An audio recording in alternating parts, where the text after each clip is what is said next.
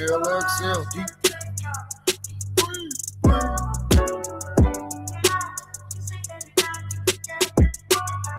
Yeah, she love me a long time. Keep me on the mind. Keep me on rewind. Keep me on repeat. I got her on her feet. I keep her on her toes. That's for sure, for sure. Yeah, it really shows. Ain't no telling where we're going. Situation in Jamaica. Now we down in the ER. Party 24 hours. Now we dancing in our sleep. Bet the neighbors know my name. Bet the neighbors know my name.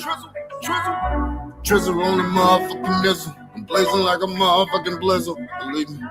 Game time at all time, kick it play like no fiddle. Nah, I ain't telling jokes, I'm not no real. Heartbeat in the middle, magnetic just a little. Electric golden spark, if heaven's on the top, if hell is on the bottom, I'm the balance in the middle. I'm the balance in the middle.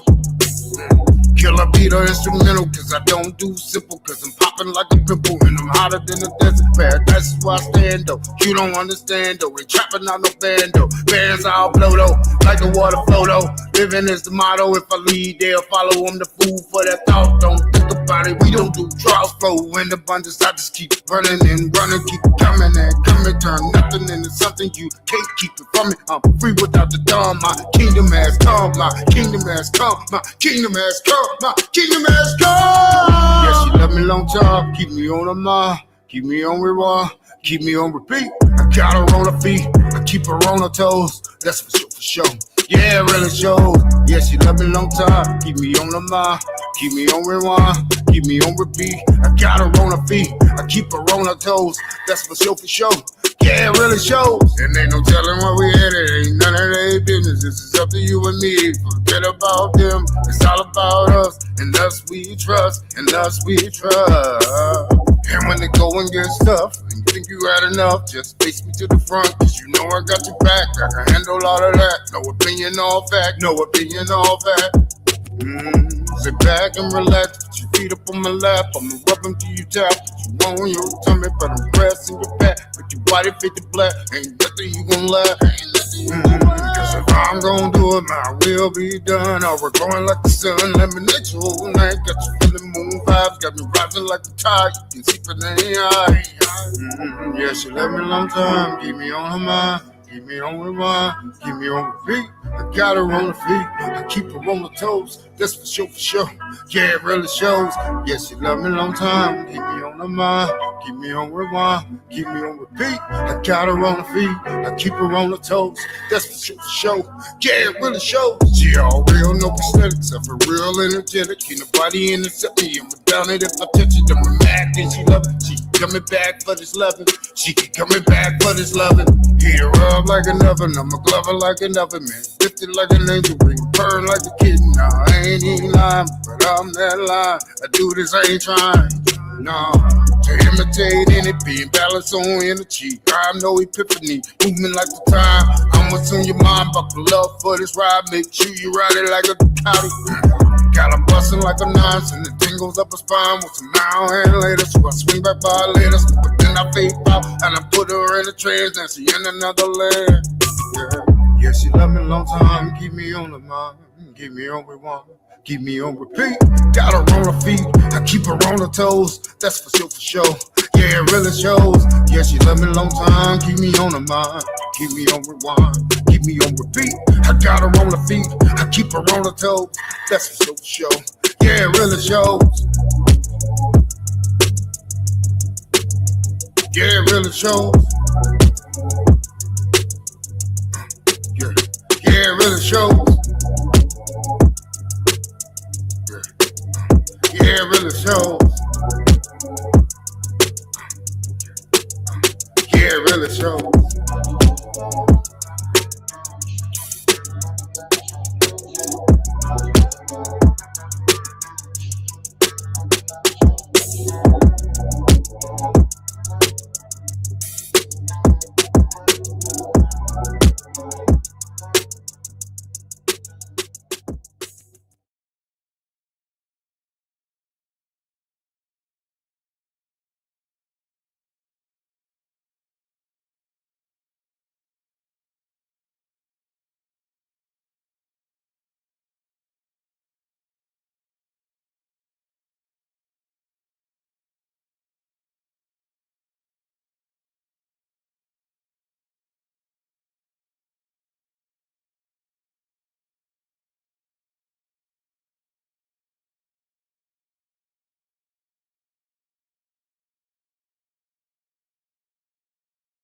was dismissed as being far too fanciful and way too In the late 15th century, an ambitious sailor from Genoa approached the King of Portugal with an impassioned offer to find new lands and riches to the west.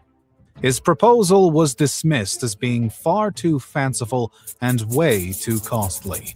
Undeterred, this determined sailor, a man by the name of Christopher Columbus, tried his luck with Spain. It was 1492, and his timing couldn't have been better. The Spanish had just seen off the last of the daunting occupying Muslim forces and were now keen to expand in their own name. There was money in the coffers, and Spain liked Columbus's confidence. Columbus set sail across the Atlantic in August 1492. Just 2 months later, he landed in the Bahamas, making the first significant European contact with the Americas. The world was about to change forever.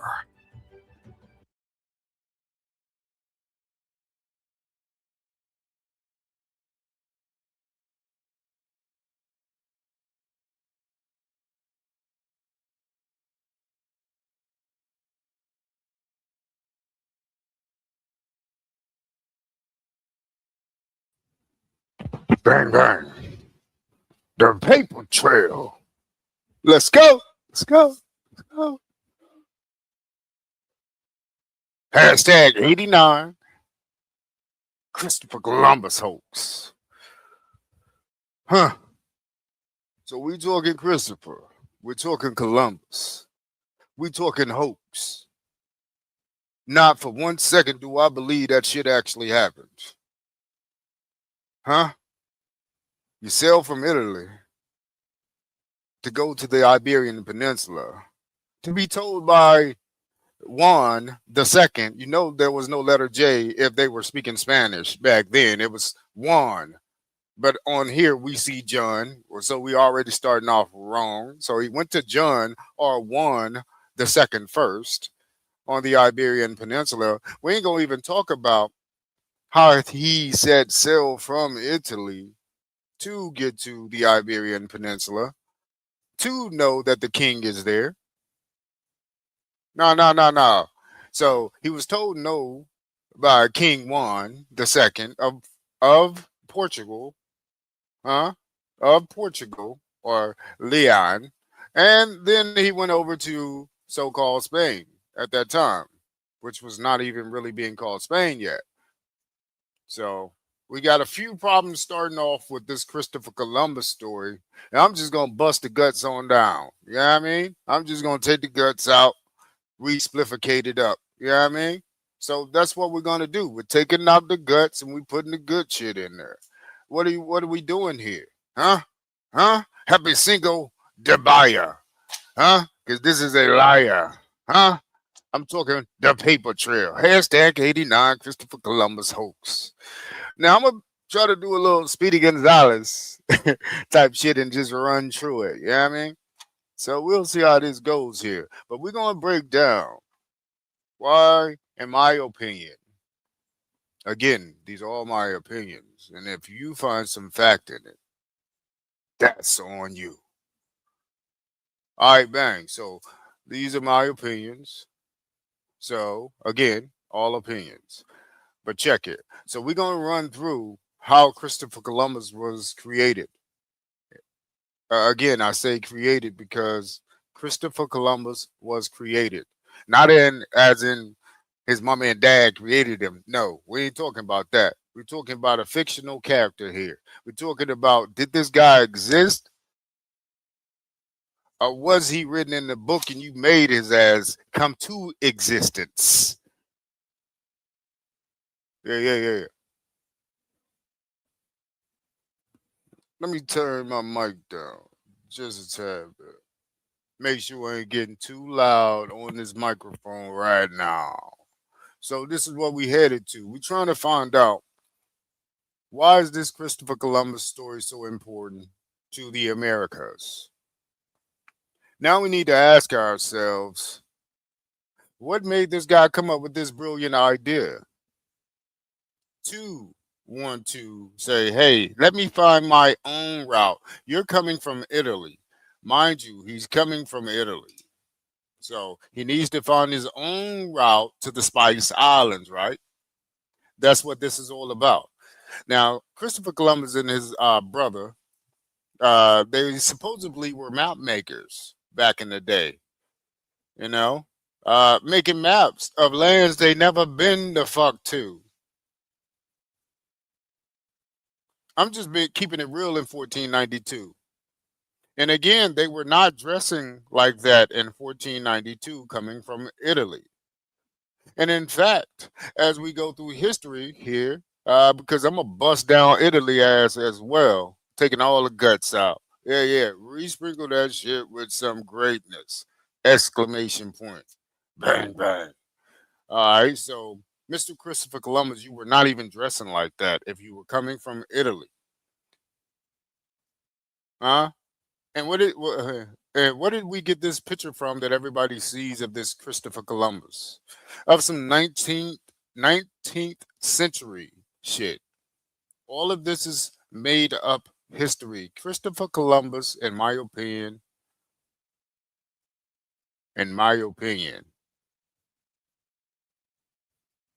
is a storybook character that you've been told redundantly, and you've made him a real person. You created him via AI, via an alien invasion inside your brain. You created this character off the writings somebody wrote in a book. See, the book could hurt or help. Shit, everything is 50-50 nowadays. The food that you eating, healthy or not, it could help or hurt. Fuck it, you know you need to eat, so fuck it, I'm taking my 50-50 chance. You know why? Because you only got a 50-50 chance. It's either live or die. What you mean? Ain't no in between. Who's straddling the fence on this? That's why you got good and evil. You got a 50-50 split it. Everything has a 50-50 split. Man, woman, 50-50 split. Who's the whole?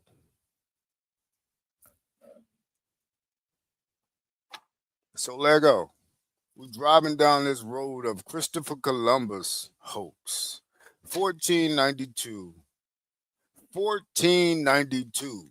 What in the baseball bat hit a ball out the park is going down here in 1492? Well, this guy has enough power and wit to sail from Italy. Now, Italy is supposedly supposed to be probably coulda, woulda, shoulda been. It's supposed to be the birthplace of Rome, right?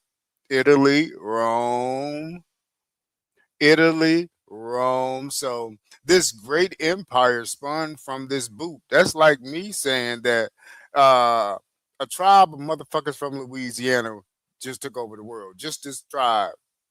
And now everybody's speaking this Louisiana language. Here, baby, all over the world. That's what they're saying this boot did over there. Now compare that to Louisiana, which is a boot also. And you can see Italy on this map, but you know, Louisiana and Italy are the same fucking size. So why I can't see Louisiana on the map? I'm just saying how they explosively blow shit the fuck up. How are you are not supposed to be seeing you can't even see our greater and lesser Antilles where the pitchfork is stuck in the ground with Columbus's fucking fake picture on it.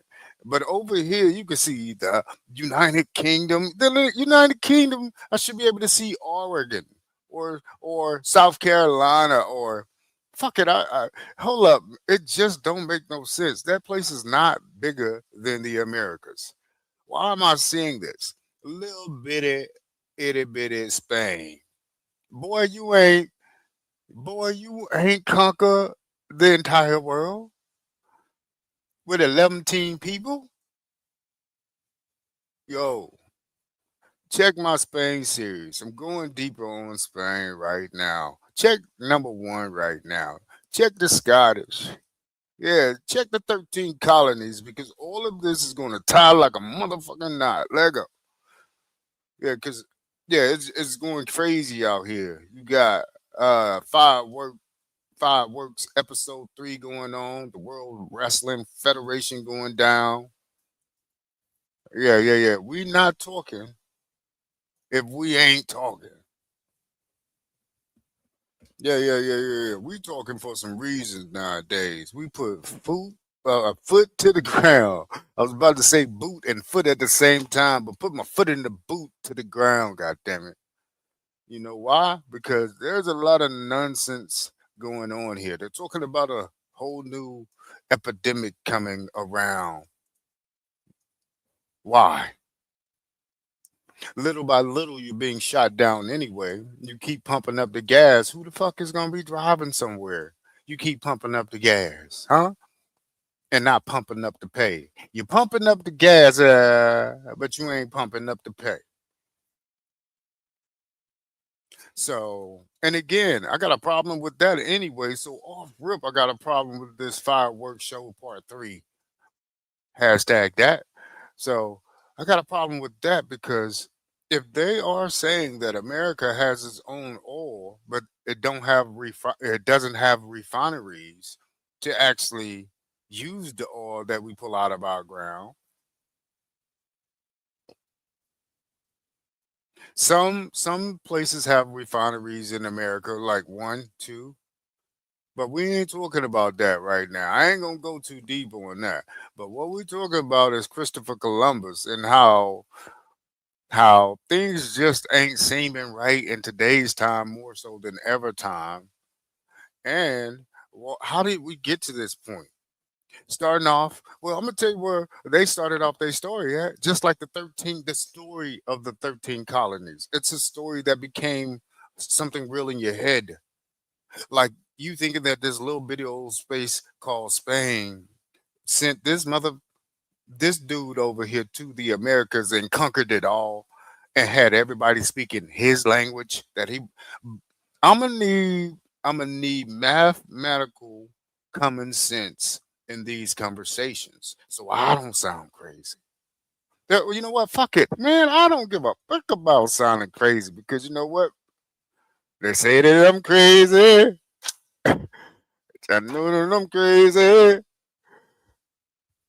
Yeah, yeah. I just switched it up on you, Boosie. Yeah, yeah, yeah. I might be.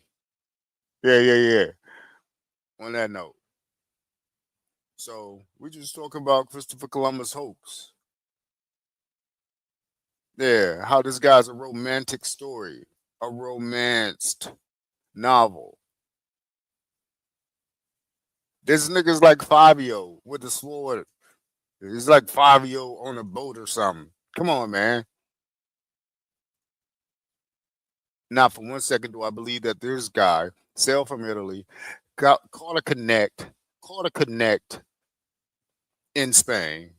First off, so John told you, no man, oh go see Ferdinand and Isabella. Man, I already know they got you, man. It's two of them motherfuckers just won me over here. Even though Portugal was supposed to be the first ones to set sail and had all of this greatness, right? Now, mind you, they're saying that Christopher Columbus is not from Portugal. He's not from so-called Spain. The motherfuckers from the boot. The Romans, where the Romans got their start at and whatnot. Really? Let me see if I can blow this shit up. You better be glad they won't let me blow that shit up. But he's gonna come back up. I'm just saying. Think about history and how now you can think for yourself, you aboriginal, or whoever else you might be that can understand what's going on at this moment.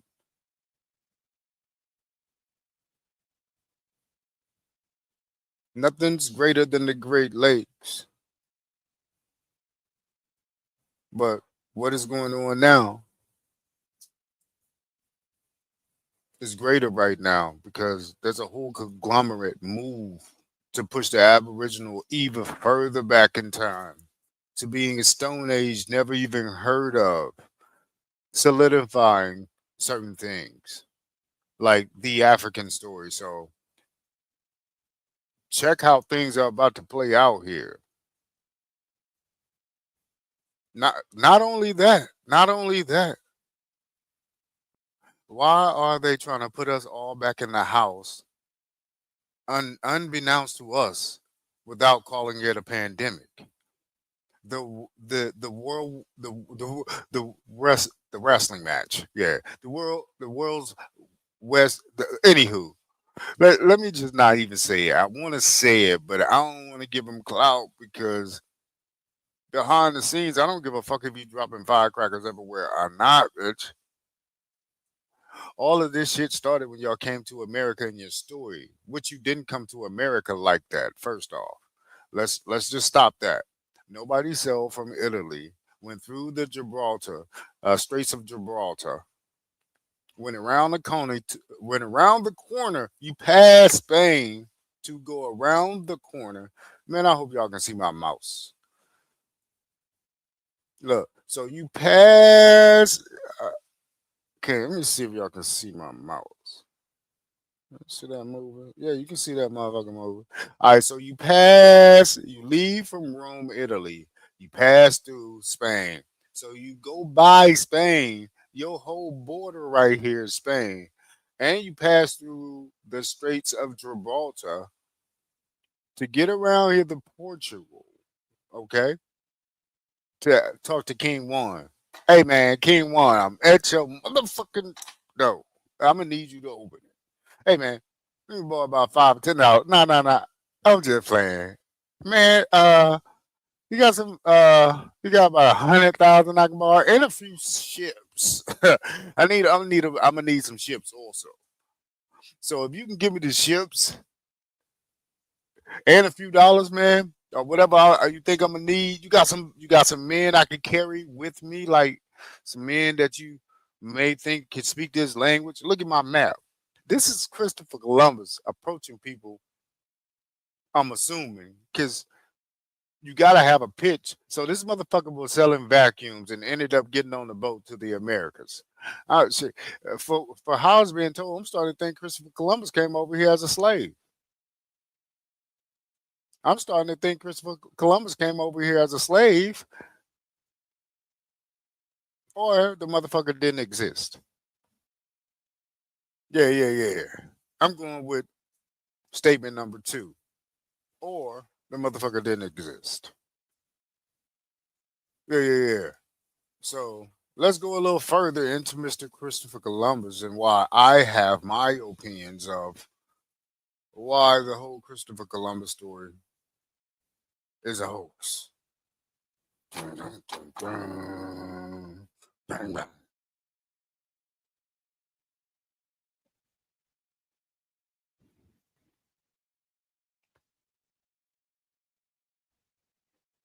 So, uh, evidence evidence shall be shown here little by little on why I think that Christopher Columbus is a storybook character. Exhibit A, Washington Irving. Hmm. Washington Irving. Hmm. Washington Irving. Exhibit A. Shall I? I shall.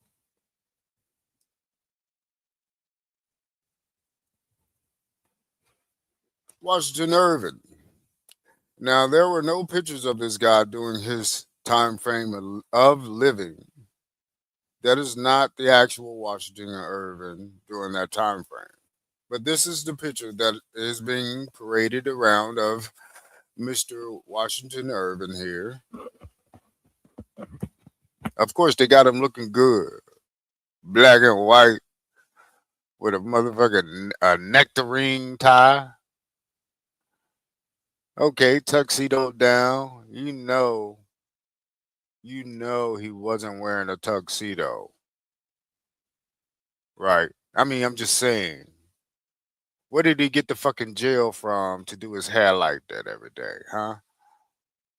And well shaved. Let's go to the time frame.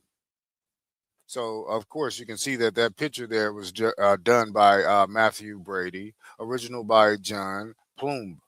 So, all of these people you can go look up at your own time here, but I know that picture is not real because I did a little back searching on it, just trying to find real items of this guy. They have a real burial. You don't see me doing the quotes, but they have a real burial for this guy. So I'm not going to shortstop where I'm going with this. They do say that there's a grave for this guy. All right, so let's go here. He was born on April 3rd, 1783. So I'm just trying to get you guys a gist of the time frame we're talking. So we got a date of birth here, 1783. This guy was born in New York City. So how many of you know what was going on in 1700s also?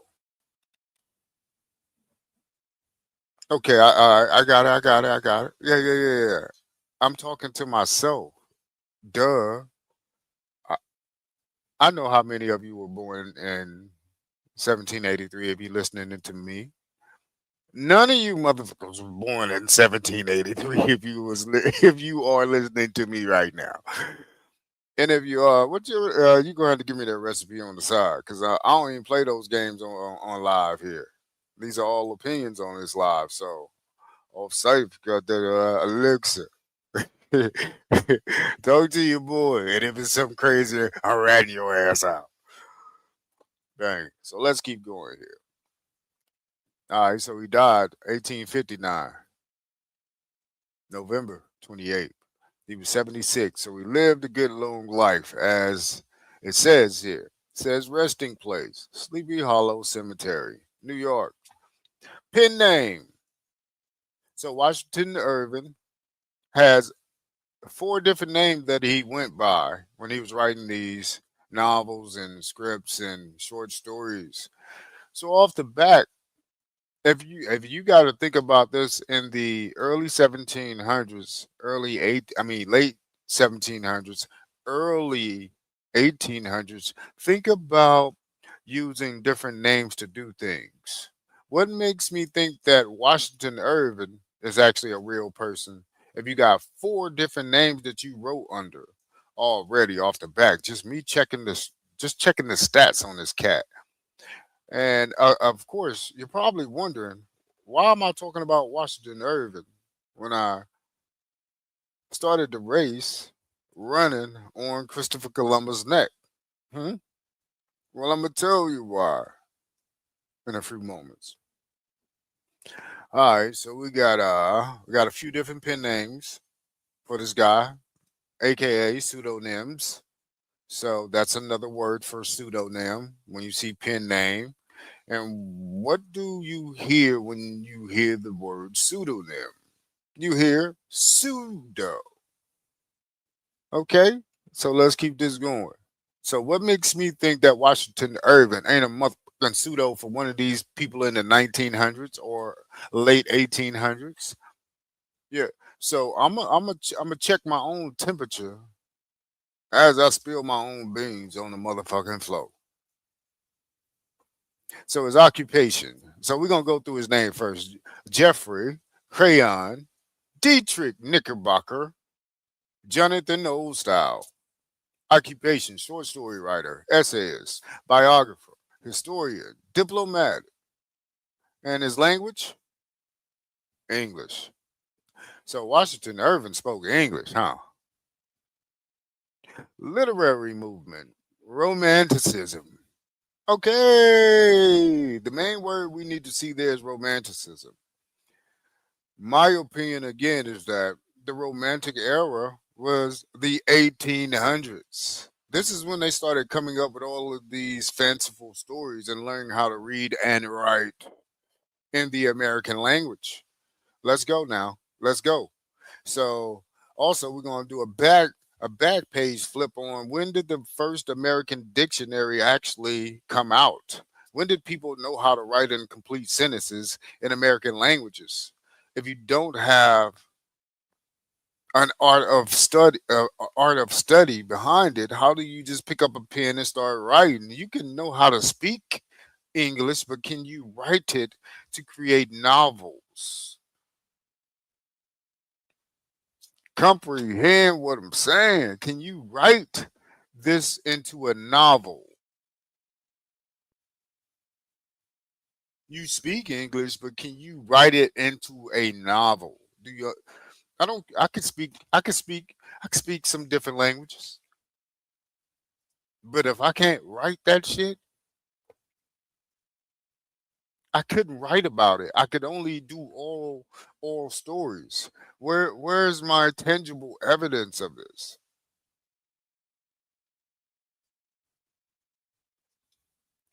So we're going to get to the IPA of the American script also being created in 1888, where you had a standardized writing system on how words and letters would go within, or how letters would go to fit within a word.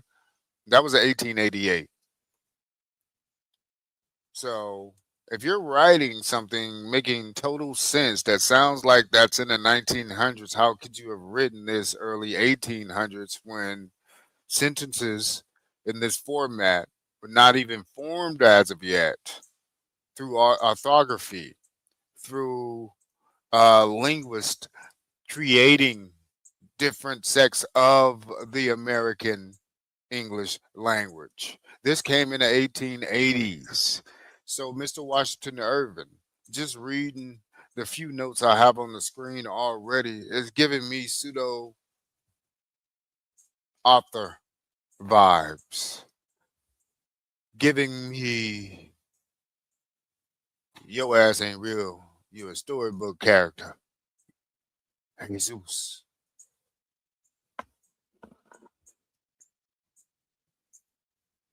Relatives. William Irvin had a brother named William Irvin.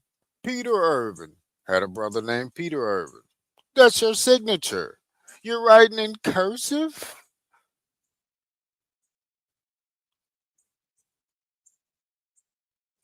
Okay, and you have a very prestigious title during this time as well too. Now, you're the 10th United States minister to Spain. You're the 10th United States minister to Spain. Where the fuck did Christopher Columbus say he sailed from? Spain. You're the 10th minister, United States 10th minister to Spain. I'm starting to feel a little connection with you and Christopher Columbus with your egghead. With your little egghead ass. Mr. Washington Irving, pseudonym, pseudonym, pseudonym, pseudonym. Hashtag you a pseudonym yourself. Come to the front of the class, blah. Okay, so you were in office only for a short time, though. Mind you, this guy was born in 1783. Okay, so August 1st through July 29th. So that was 1842 through 1846. So you were in office 4 years. Critical times to be in office as well too. Anytime during this history that they tell us is critical because it has to be broken down and into, get the guts out, replace the guts with goodness, reseal it, flicker the flame, and let go. All right, so president John Tyler was the president. James K. Polk, preceded by John H. Eaton, succeeded by Romulus M. Saunders.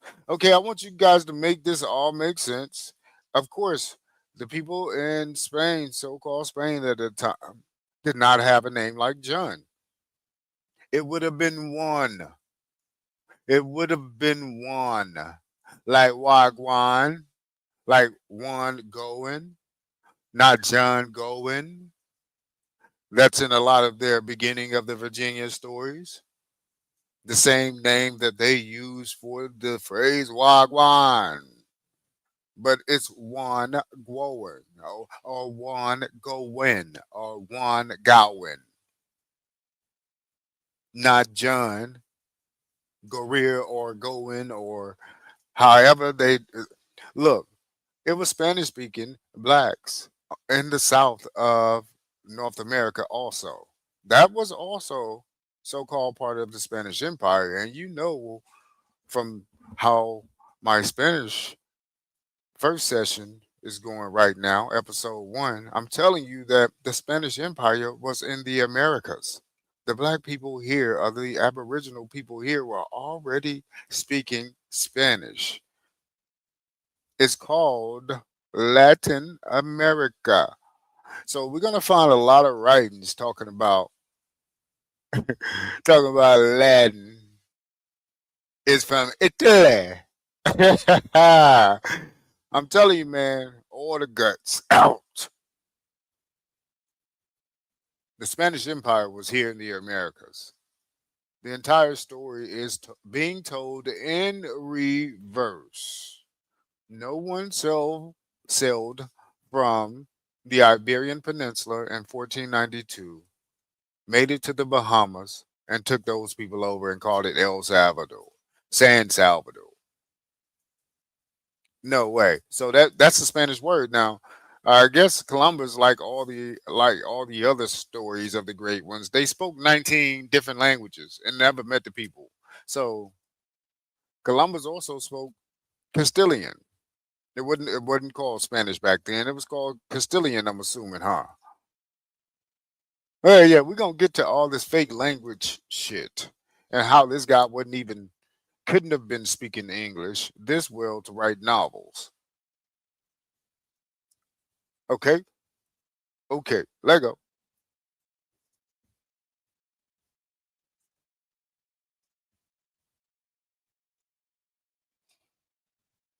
All right. So again, they were saying that this guy's from New York. I'm just showing you where New York is on this map, and we're talking about the 1700s when he was born.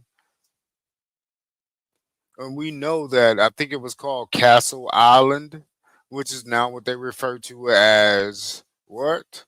Ellis Island. So we know that the immigrants were coming through there to be checked in, but don't forget there's thousands of other ports before you get to New York. So when you know that there's more ports before you get to New York, you start wondering how did you even get here? Mushmouth. How did you get here, Washington Irving? How did you get to New York? So if you're a main author and you're the 10th United States minister to Spain, what is Christopher Columbus cat just so happy to come from? Oh my God.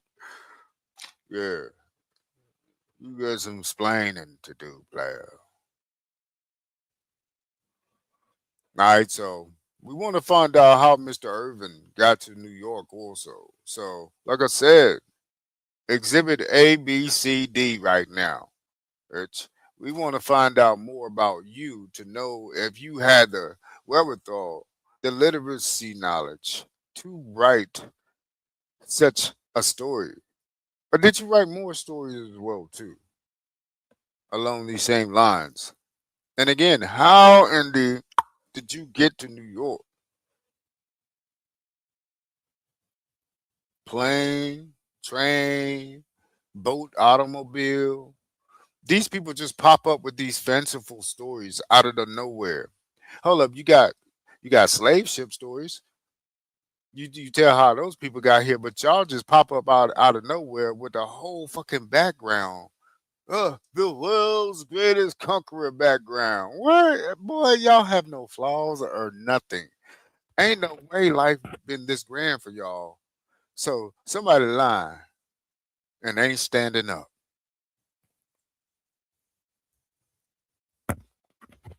That's why I come here. Mr. Absolutely himself. That shit is absolutely not true. And I'm gonna give my opinions on why I think it's a hoax. And this guy face right here has something to do with it. Absolutely. All right, so these are some of the works by your boy Washington Irving. Good Lord Almighty, this boy been writing. Boy ain't no way you wrote all them books. Boy ain't no way. Boy ain't no way. Boy ain't no way you wrote all them books. It better. Where's you getting this American dictionary from to learn all of these statements and words in abundance to write all of these different types of books, Mister Washington Irving? So, so I guess your first ones we're gonna start off with Selman Gundy. You wrote that 1807 through 1808. Knickerbocker's History of New York, 1809. The Poetical Works of Thomas Campbell, 1810. The Sketchbook of Jeffrey Crayon, 1819 through 1820. And again, 1824 through 1826 in two volumes. Rip Van Winkle. So Jeffrey Crayon is said to be the one who wrote Rip Van Winkle, but it was really Washington Irving. Jeffrey Crayon also wrote The Legend of Sleepy Hollow, but it was really Washington Irving. Okay, gotcha. Duly noted. Okay, so we got Bracebridge Hall, 1819. Letters of Jonathan Old Style. So this is one of your penman names right here. Okay, this is one of your pseudonyms again. And people don't know that you wrote this. So some dude named Jonathan Old Style came into play and wrote this. Okay. That was written in 1824. This motherfucker bipolar times bipolar. Some you got so many different identities, sir. Charles II. Oof. Carlos. Charles. 1824. Tales of a Traveler. 1824 in four volumes. The Frasiel. 1824 by Carl Maria von Weber. Translated with Brahman Livius. The Beauties of Washington Irving. 1825. Should this be included? Must be something he wrote into himself. Rakaku, Rakalu, Rakalu, 1826. Rakalu.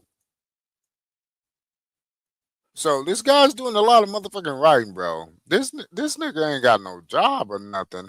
He must ain't have nothing to do all day.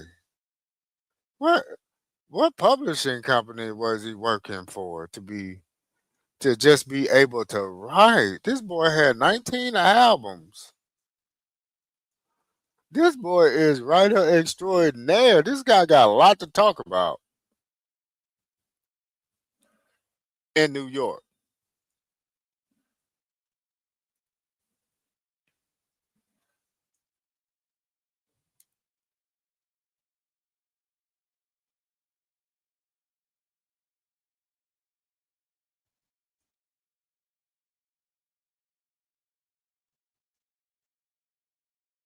All right, let's go here. You also wrote A History of the Life and Voyages of Christopher Columbus, 1828, in four volumes.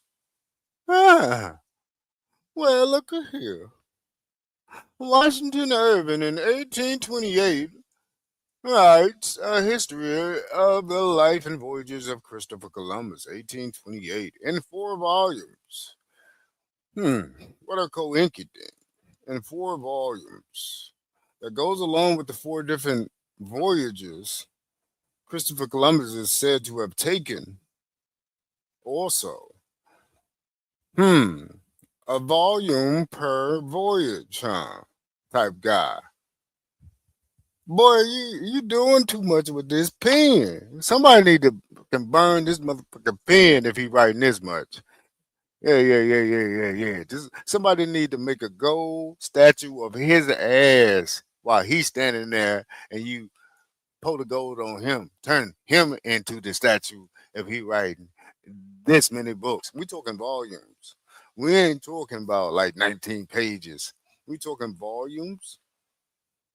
We're talking volumes about Christopher Columbus. Damn, where are you getting these primary sources, Mr. Man? Mr. Man, Mr. Washington Irving. Where did you get the primary sources on this Christopher Columbus cat? Huh? Now, mind you, no one in America had heard about Christopher Columbus until, voila, he writes about him in the 1800s. And we're talking 1800s, like 1828 to be exact.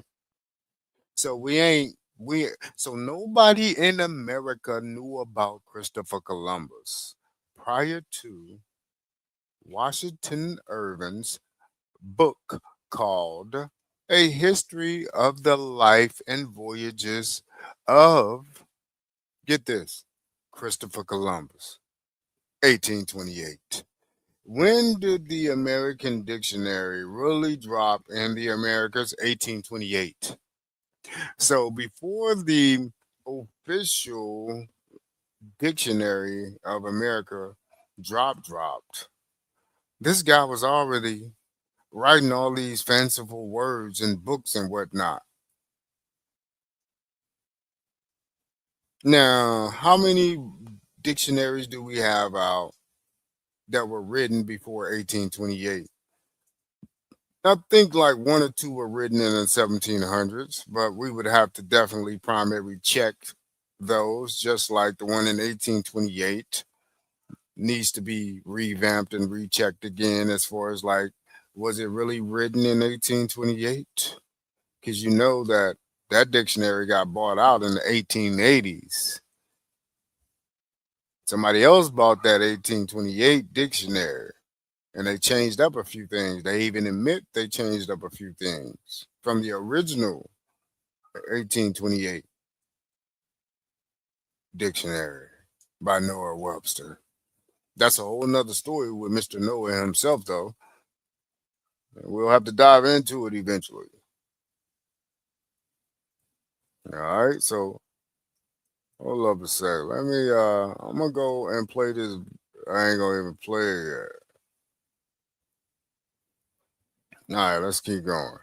So, not only did he write a history of the life, hold up. Not only did he write a history of the life and voyages of Christopher Columbus, 1828, in 4 volumes. The Life and Voyages of Christopher Columbus, abridged, 1829. So he remixed it, came back, doubled back, and wrote some more on it. Now, we're going to get to where he's getting his primary sources from.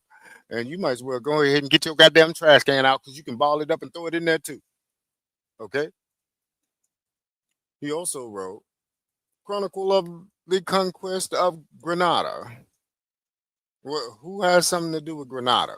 Ain't that on the Iberian Peninsula? Let me just. Did this guy write the history for the Iberian Peninsula to make those people seem great? Did he give the Italians something to stand for in America? Did he give the so called Spanish or Iberian something to stand for in America? What if those stories were made up to give people power that never had it? Saying that these people sailed from Spain and Italy as this Roman Empire and conquered the Americas, all of the Americas.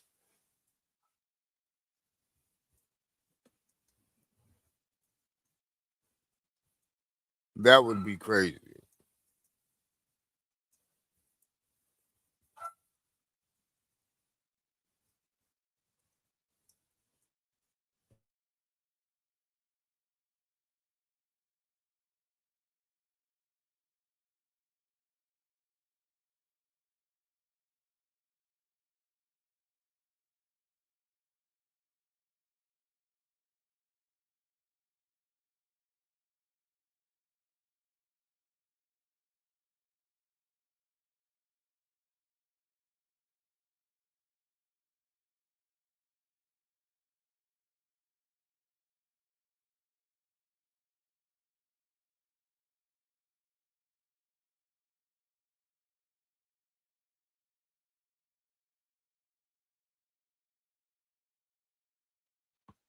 All right, mic check 1 2 1 2. You want to be with the king? What is you gonna do?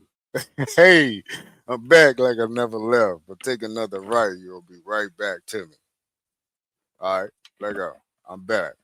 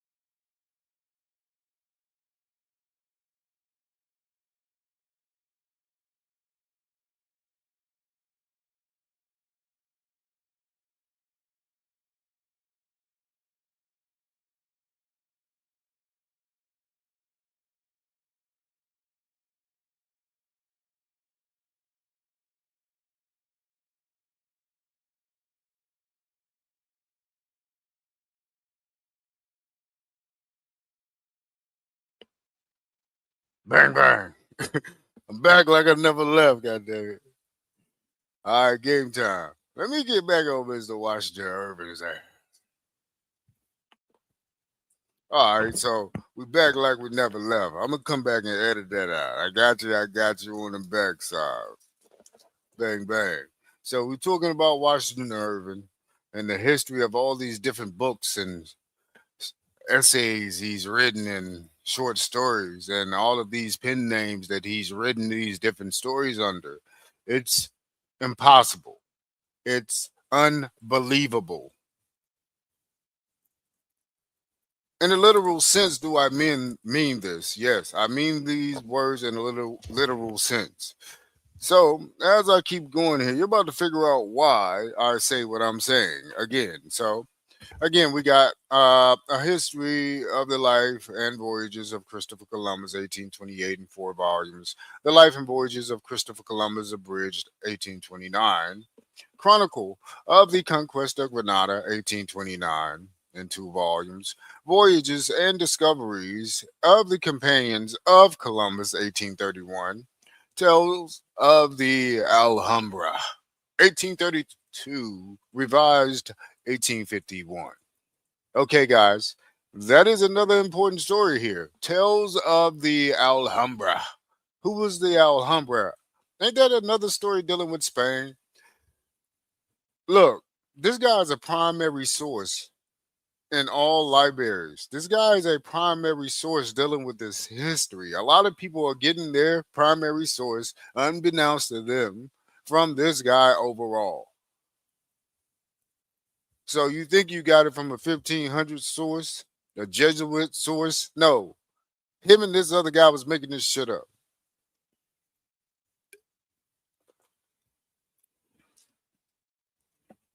Right. Yeah, we're gonna get down to it. Was this a money play to create this Christopher Columbus or an immigrant saving play? Where immigrants would come over here and be in the 1900s and now get clout a little bit, get a little clout because now you got Christopher Columbus, who's an Italian, who they can say, well, he came here and did all this for everybody. So Italians should be able to come over. Then you got the Spanish Empire, and then you got the English Empire. These are all foreigners coming here, so they made somebody great from each one of these groups of people, so it'll be okay for the next group to come over. Now, these are stage play written books. These are sci-fi written books. These are pseudo books written by pseudonym authors. Yeah. We can't even let none slide no more. Everything has to be triple double checked. All I'm saying is, could the history of Spain be written in modern times and backdated? Yes, motherfucker. Yeah, Anatoly Fomenko is talking about every 300 years. No, they're doing it every 100 years. They're rewriting their history. What do you mean? They're doing it every day, bro. Shit, they can create a century that you never thought happened. They can write a whole history for a century right now and put it out there. You can be like, damn, I never came across this. I heard, why? They just made the shit up and put it on the internet and backdated the shit for your silly ass. These people were not this motherfucking magical. I don't give a fuck what nobody say. If you ain't got no gun, how are you doing all this? Oh, so you got to get down and lay down tactic with a musket or a one shot shooter, and that's it. Boy, if you don't bring your whole motherfucking face here.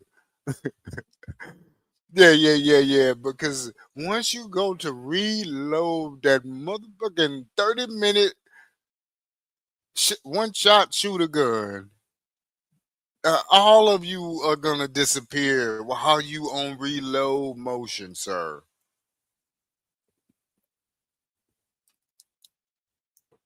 Man, I'm not playing with these people. I do not for 1 second believe this shit.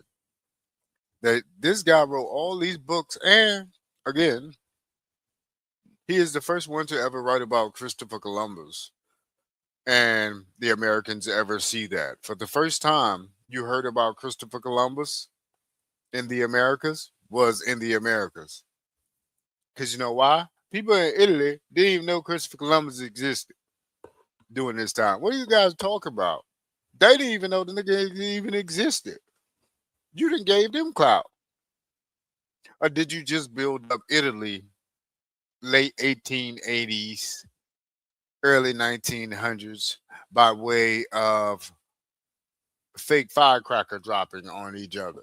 And y'all really not fighting. Y'all got somebody else paying y'all bids and yo, check it, man. Look, we done checked it, man. Look, checkmate, man. Look, we talking chess here, no checkers. That's what's going on. These storybook writers are playing chess with your ass because they got you believing this shit. It's unbelievable. Literally, it's unbelievable. They got you believing this shit. Really? Really? This guy came here on 3 ships, knew how to get back to Spain, even though he from Italy. He was drawing fake maps. His life itself is unbelievable. No metaphors straight, no chaser. Unbelievable, sir. I'm saying Washington Irving wrote your motherfucking history, and we taking it as real. I'm saying this motherfucker's a romanticizing author. I'm saying I'm calling BS. God damn it! I'm side betting that your ass didn't exist, huh? I'm side betting on my bet. I'm side betting on my side bet. I'm not falling for the okie doke. God damn it.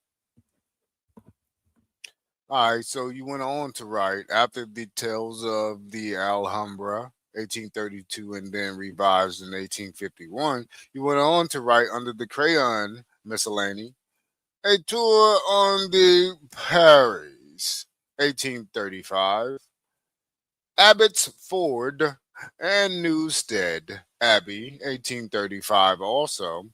Legends of the Conquest of Spain, 1835.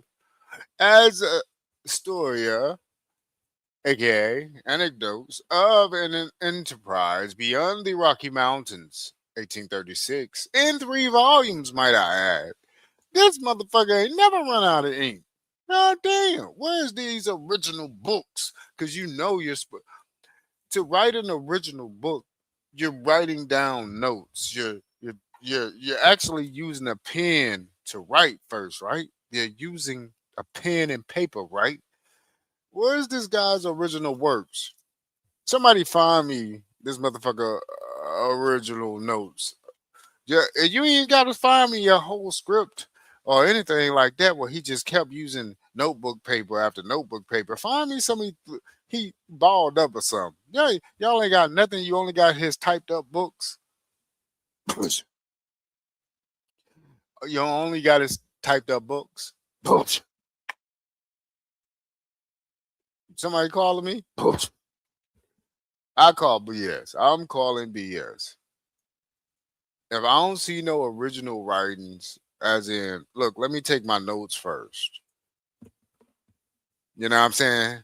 Let me see some misspelled words because fuck, I forgot how to spell of one time. Like of. I was like, I know it's a V in this motherfucking word. Man, I was so mad at school. I could not figure out how to spell of. Like as in oven. But the word was of. To jump off of the porch type of. But I swear it was a V in there during the summer. Boy, I got back to that goddamn school that year. I felt dumb as hell, bro. I was like, you know what? Things got to change. Things have got things have got to change. What was the AI when I couldn't spell of? But Mr. Washington Irving ain't got no mistakes in none of the shit I've ever seen. There are no primaries. You only have books from this guy. Astoria, aka Anecdotes of an Enterprise Beyond the Rocky Mountains. Who was trying to go beyond the Rocky Mountains? Huh? 1836. Because those weren't even states as of yet over there, right? Astoria. Huh? Boy, I'm just saying.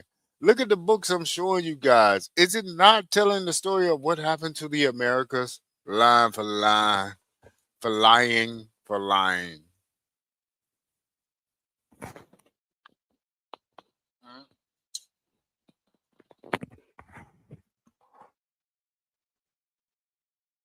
Are we in there now? Shit.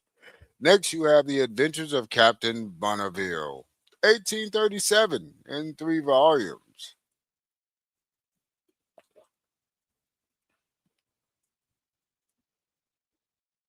Then you have the biography and poetical remains of the late Margaret Miller Davidson, 1841. A book of the Hudson. Whew.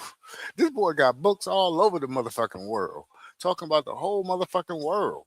Boy, where is you getting all this knowledge? This nigga's like a modern day AI. I typed in Washington Irving, he gave me all the answers. Face ass. Okay, Oliver Goldsmith, a biography, aka The Life of Oliver Goldsmith, 1849. Ah, this guy also wrote about Muhammad and his successors, 1850, in 2 volumes. This motherfucker, this boy got the golden pen.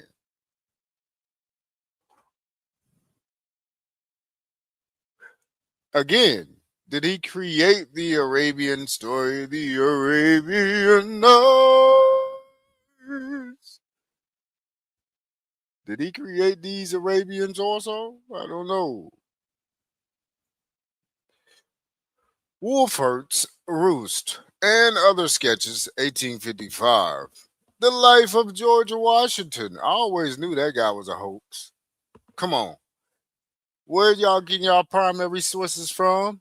This motherfucking this invisible but real guy right here who created definite definite real characters in a storybook who we are now calling real people. Christopher Columbus.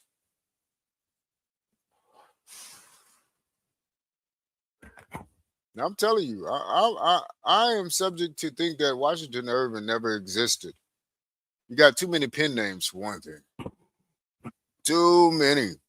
And your literature during that time is just so fantastical. You're writing in modern day type times, sir. It don't even make sense for you to be writing like that. And you don't have that much education to be writing like so studious and so literate. Yeah, it baffles me. And then you wrote about George Washington in 5 volumes, not one, because your name is Washington Irving. So I'm assuming there's a connect there, huh?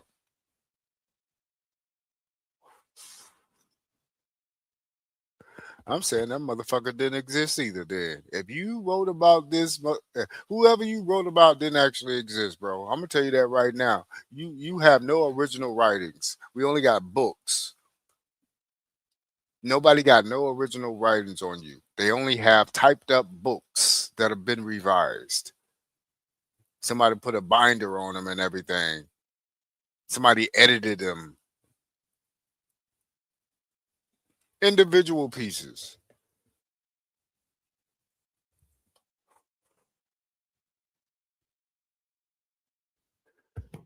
Strange Stories by a Nervous Gentleman, 1824. The Adventure of My Aunt. The Adventure of My Uncle. The Adventure of the German Student. The Bold Dragon. The Great Unknown. The Adventure of the Mysterious Pitcher.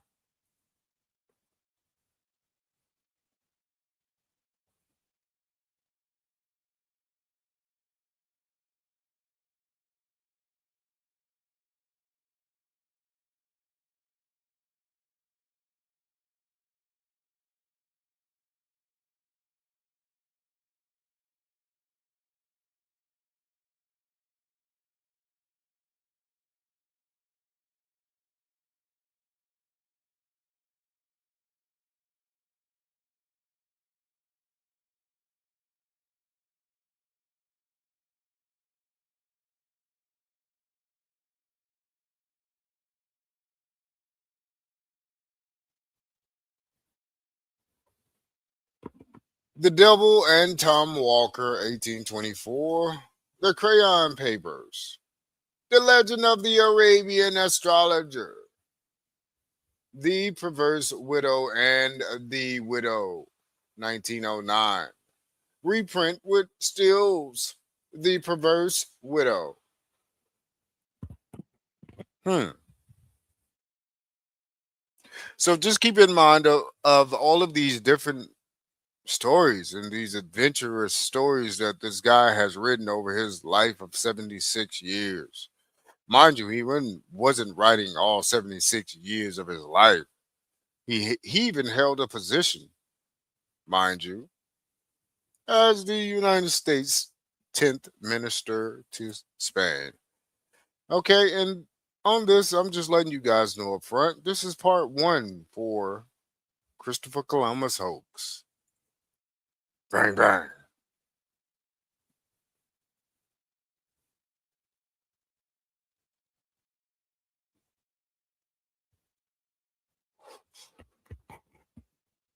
So this is an essay that he wrote. Conversations with Talma, 1855, in the Knickerbocker Gallery. Everybody knows what the Knickerbocker is now. It's a bank now, but it used to be a bank. That's how the 1900s great fall of the banks happened with the Knickerbocker, mind you. Now it's a clothing store. So if anybody wants to do a check on the Knickerbocker, I think I do have some on one of my episodes about the Knickerbocker, how it was the first bank that caused the first Great Depression in the early 1900s, and how it had to be saved by J.P. Morgan, blase, blase, leading up. That led to, dun dun dun, the Federal Reserve. So, in 1913, with your boy Woodrow Eugenics Wilson. Yeah, yeah, yeah, yeah. So that's how that led up to that. So this Knickerbocker is a very important part of this Washington Irving skedaddle. Compilations. The complete works of Washington Irving, published by Crowell, 1848. The works of Washington Irving, the Knicker Hook edition, the Kinderhook edition, published by G.P. Putnam's Sons, 1893. Huh? So we're getting closer to the 1900s where people are now starting to revise his work and re-put it back out there. So again, in 1893, could they have just written all of these stories in the 1880s and 1890s?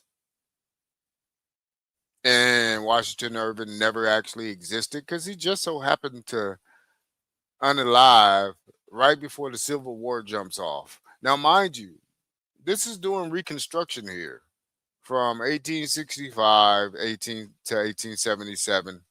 And then you have a second phase of Reconstruction leading up into the Federal Reserve. So from 1877 to the Federal Reserve was a second phase of Reconstruction. So now we have the power to sort of write ourselves into history. Now we need to find a way to make all the money since we've written that we're so powerful and mighty in history. Now, how do we get the money? Light bulb, the Federal Reserve. All right. So when you put two and two together, it does add up to four, which means that bitch, I ain't blind. Even if I gotta put on glasses, which four odds is better than none. And I can see that you motherfuckers have been playing a play. I'm kicking that goddamn chessboard the fuck over. All right, we're just doing a little rundown on your boy Irvin since we done went through all his literary, romanticized stories there, which are fiction. Could have a little fact in them, but they fictions. This guy was not doing all this shit to know all the primaries on all that shit. He was making this shit up.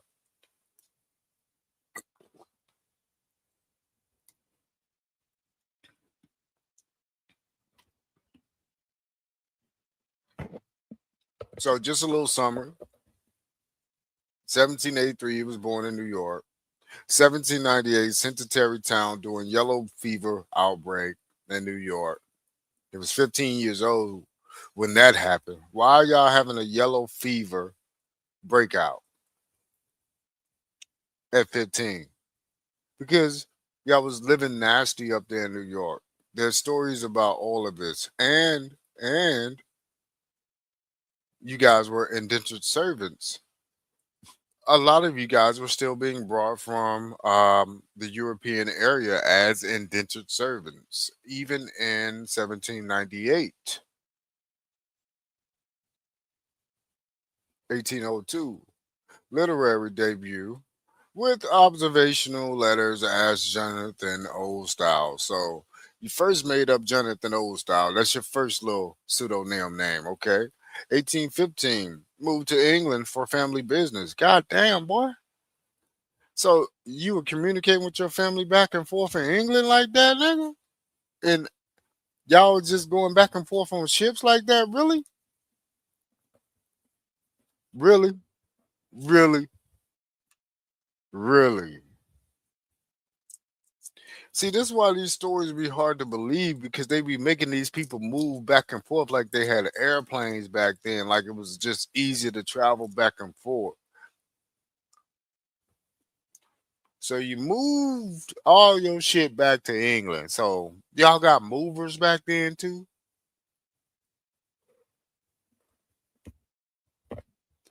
All right, so you moved to England for a family business. Now, how did your family even get to England?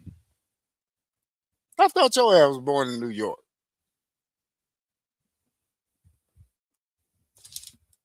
Somebody telling a bold faced lie. See, that's why I say these people that be telling us this history don't they got this motherfucker didn't exist. But I'm gonna keep going because they have a burial site for him, so you have to make your point and stand on it. When you bringing up these people that you say didn't exist, that don't really got a background to exist. Well, I want to see some original writings from this guy. I'm talking about pen to paper type writing. Well, I scratched out a word because I spelled of wrong. And fucking a day later, I remember of is spelled with an F. O-F. I got it.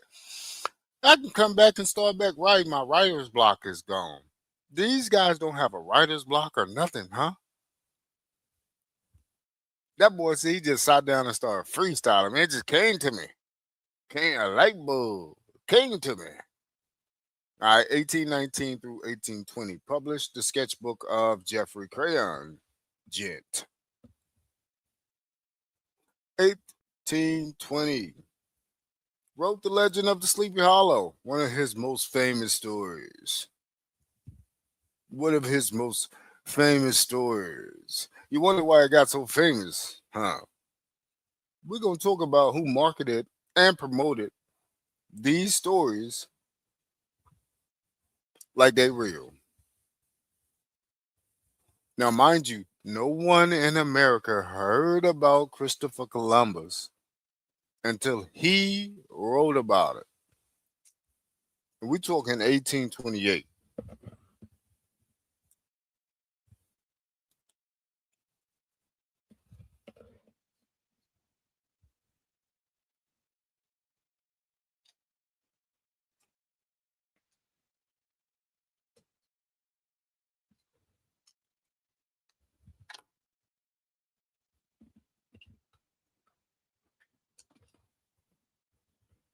Hold up here. My battery's going down. Let me plug up. All right, we back.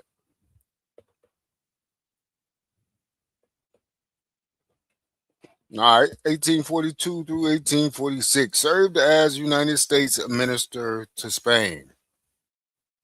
Don't ask me how he sent his resume in. Uh, So we'll talk about that. So he served as United States Minister to Spain. Began biography of George Washington, 1855. Next, 1859, right before the Civil War breaks out, right before Reconstruction even has a chance to invent itself.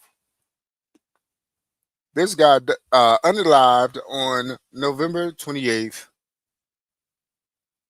in Sunnyside, Tarrytown, New York.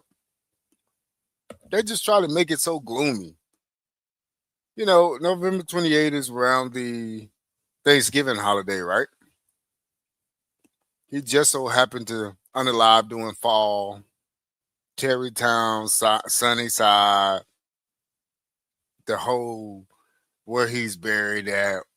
This guy actually created that burial site where he's buried at. This is what the story says also.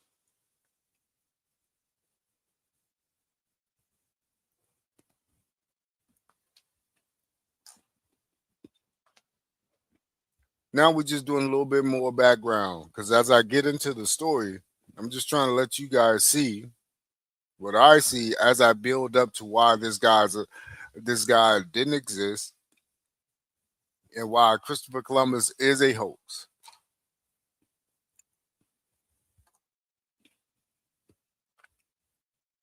So we got Washington Irving here. And my main focus on this set was to focus on his parents, William and Sarah. Had some brothers. Let's go.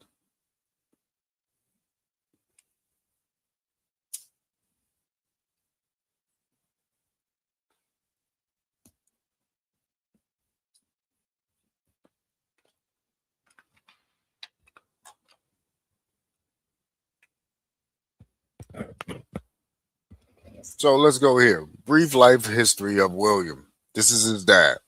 When William Irving was born on September the 14th, 1731 in Shapensay, Orkney, Scotland. Okay.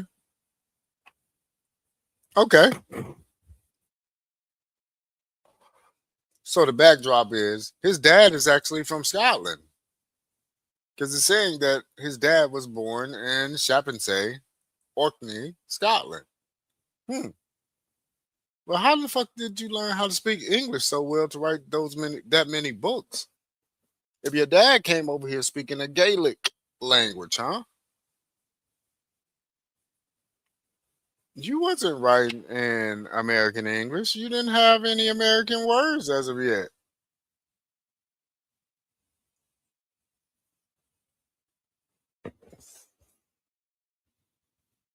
So your dad is from Scotland. His father, Magnus Irving, was 35, and his mother, Catherine Williamson, was 15. He married Sarah Saunders on 18th May 1761 in Falmouth, Cornwall, England. So he married your mom. Your dad married your mom in England. So I'm assuming that's where you had the business at, in Falmouth. Falmouth, Cornwall. Hmm. They were the parents of at least 9 sons and 3 daughters. He died on 25th of October, 1807 in New York. So your dad died in New York. So he left Falmouth, Cornwall, England. Boy, y'all got too many goddamn names for one little island spot. Falmouth, Cornwall, England, United Kingdom. Boy, it don't even take all that for that little bit of old spot. I'm just saying you're doing too much when you're doing too much. They were the parents of at least 9 kids, okay? He died 1807 in New York. So in 1807, your dad died in New York. Hold up. Wait. Your dad died the same age as you? 76?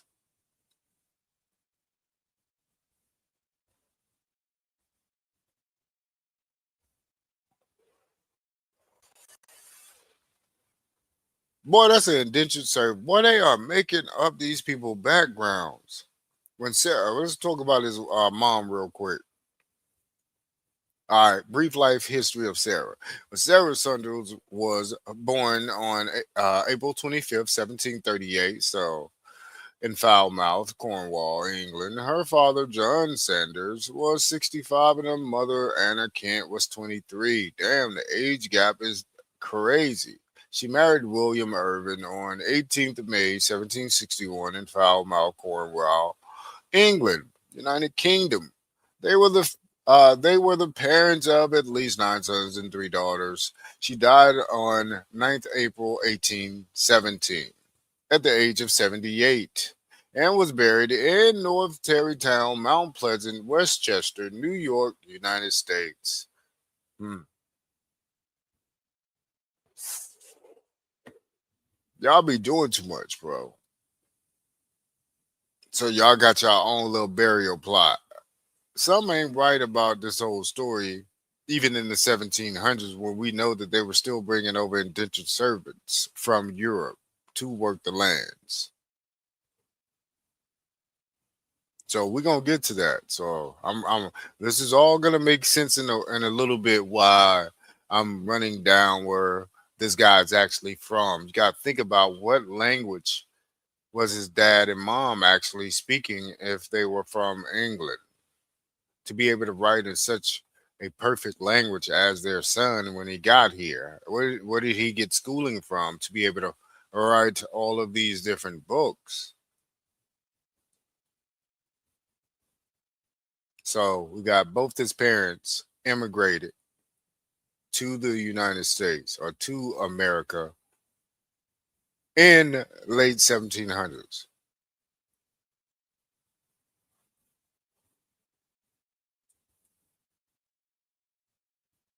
All right, so let's go through a little mapping here. Let's just see where the dad of Walter Irvin came from to go meet his mom in Falmouth. As you can see here, this is Falmouth.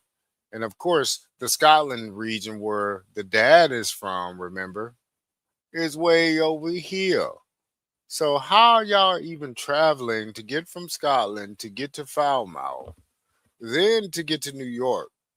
Man, y'all were not balling out of control back then to have. It's like y'all taking flights. These stories got y'all taking flights in these stories. Nobody's moving like this back then, and knowing people on each side of the fence. Wasn't Scotland and England in a motherfucking war with each other for like ever?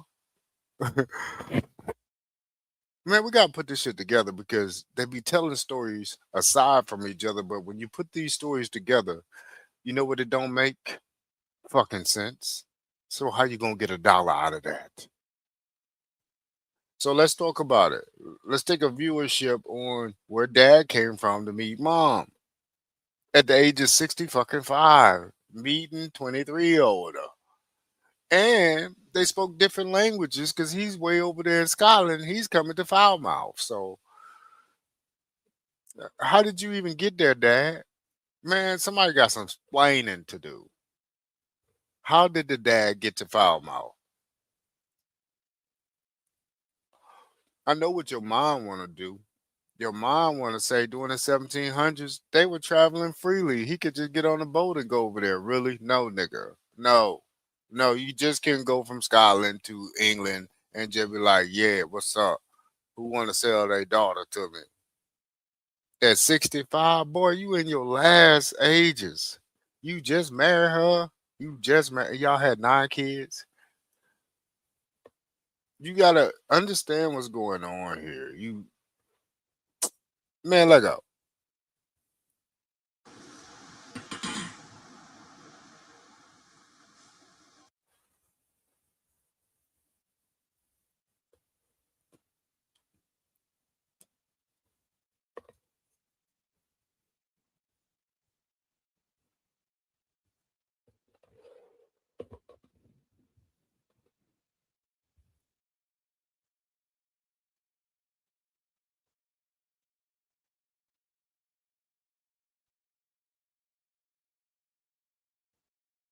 So we just walking it through here. As you can see where Plymouth is, where they say people sell from Plymouth and came. So you can see where Plymouth is as well.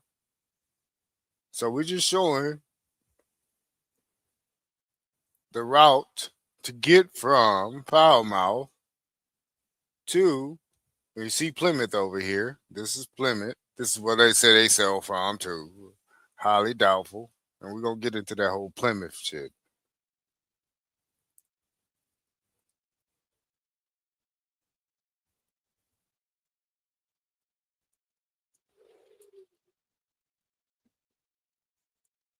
Okay, we're just diving in, just taking a better look at what we're looking at, where they say these people sell from. I do see a shipyard over here. There's a shipyard right there, all over there. But I'm pretty sure you didn't have the manpower to sail from that little space to New York City in the 1700s without someone knowing where to go from the Americas, which means that someone from the Americas came and got your ass and took you back to the Americas. We're going to talk about that. How none of this makes sense. You see, as you can see, I'm in Scotland's backyard right now. We're doing a helicopter view over. That's all. I'm just checking the temperature out there in Orkney out. Well, that's Orkney, right? So this is where Walter's Washington Irving dad is from. Orkney, right? Don't you see Orkney right here? So his daddy from the little bit old spot right here. Daddy, yeah, there you go. That's his daddy from the little bit old spot right here. Out of the way of every motherfucking man on earth. This is where they say your daddy from. The story ain't making no sense. I'm telling you that right now. Right now. The story ain't making no goddamn sense. So this guy from the little bitty ass island out here, 65 year motherfucking older now, huh? He came from that little island of Orkney, hmm? Off the coast of Scotland, which is part of Scotland. And he flew all the way over here in a boat. He flew in a boat. Fuck it, he had a magic carpet. Okay, we just did the trip. Just trying to show you all the trip. I'm showing you all the trip throughout the United Kingdom, going from Orkney, Scotland, to Falmouth, England.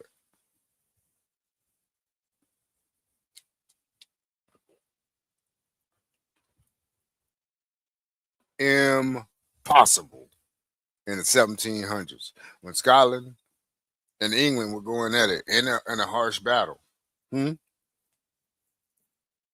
They said King James also did that same route almost, but he went to London, right?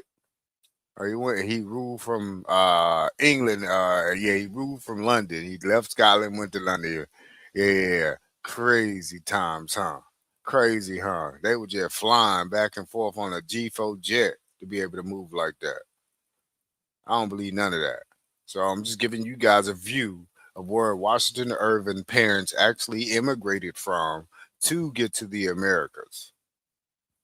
I'm just giving you the backdrop of why this guy didn't exist and why somebody made this character up as the author and somebody's using him as a pseudonym to write their stories in the 1900s.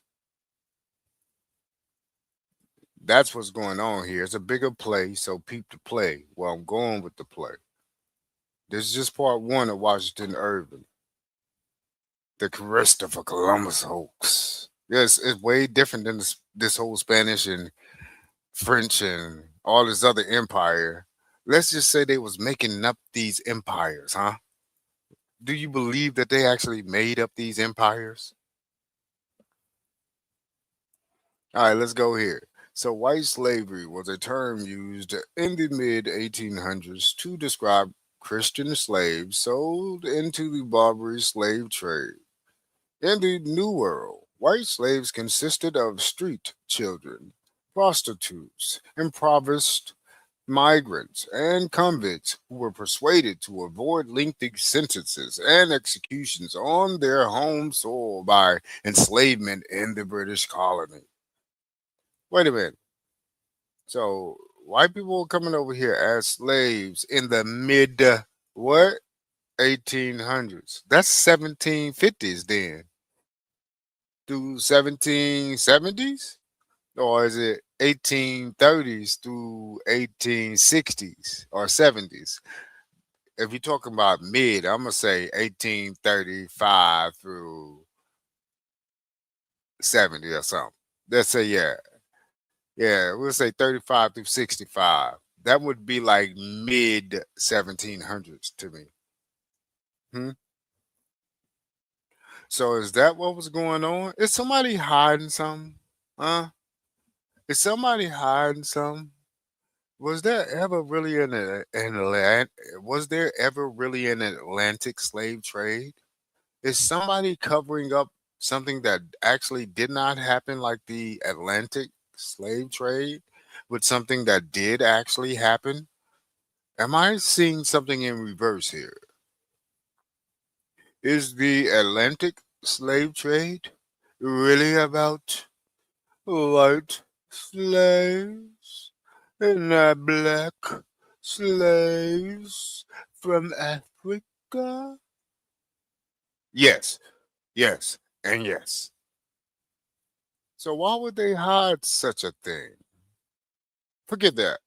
We're on this Washington Irving cat, who is said to be in the Americas during this time.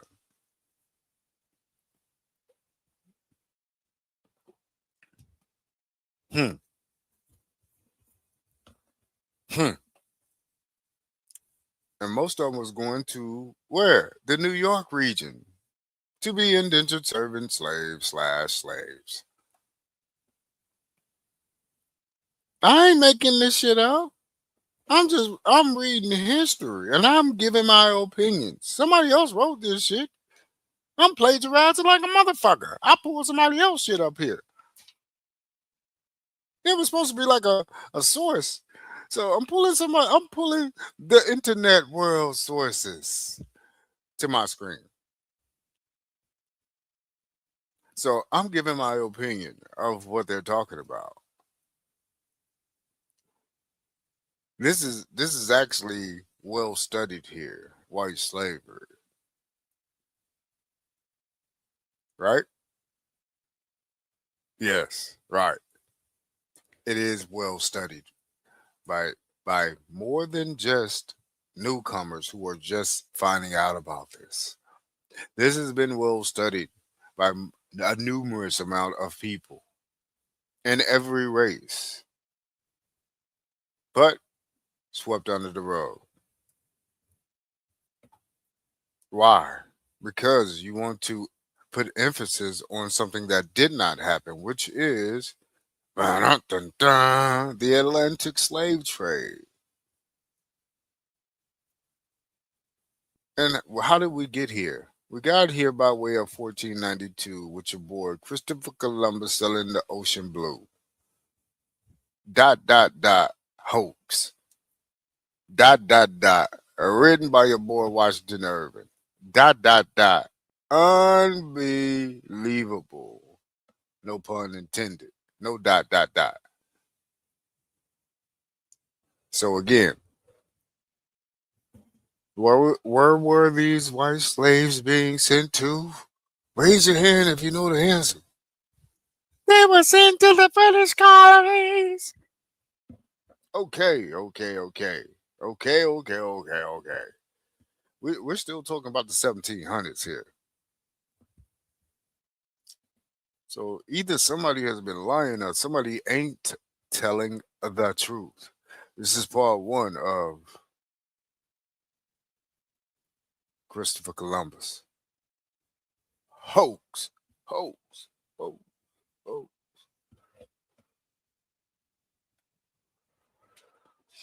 Many different types of white people were enslaved on the European continent under feudalism. That's what they call slavery over there, feudalism in their stories.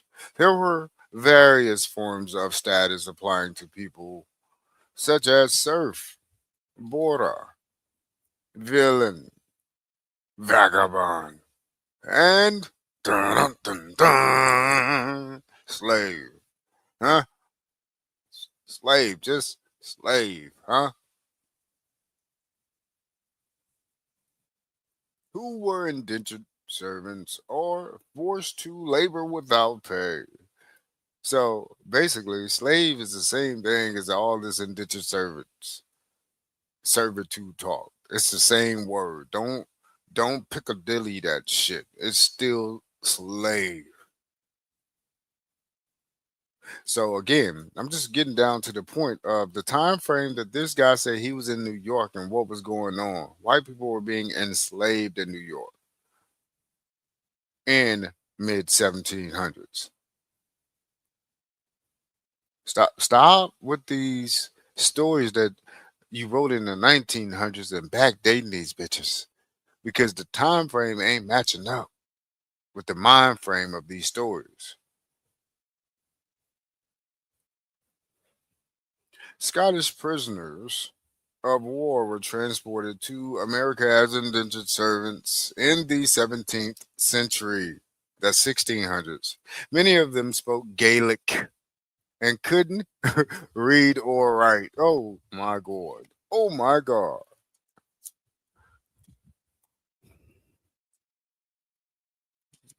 Okay. They wouldn't be able to read or write the fucking English, the American English that they were writing in here if you coming from Scotland. Because you never been to America. How you know how we write? Many of them spoke Gaelic and couldn't read or write. The English Privy Council regularly received petitions from planters requesting Scottish indentured servants, Scottish Covenanters, and Jacobites from the 1715 and 1745 uprising were also deported to the American plantations. So, catch the drift on where they going with this story. So, you got white indentured servants coming over under the pretense of being called Scott Tish. Uh, so Scott ish. So when you see the word Scott by itself during that time frame, that would have meant the people that were actually the Scots. That would have been people from like Nova Scotia and the Canada region. And you had some in the middle of America as well, too, going by different names. Huh?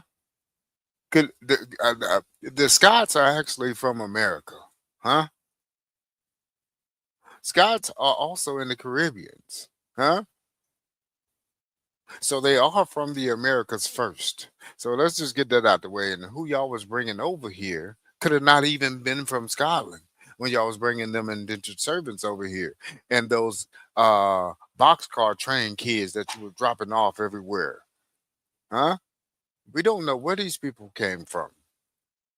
All I know is if they made it out of that indentured servitude after 1865, their life changed. And they were able to rewrite the back history. Because nobody knew where the fuck they came from, so they just made the shit up because they were snatching people up and bringing them to different places to become indentured servants, slaves in the Americas. Not just North America, not just South America, but also the Caribbeans. Look, we just telling the truth. They're telling the truth. This is New England Historical Society shit. If they want to tell the truth, why can't I have my opinions about what the truth actually means? Huh?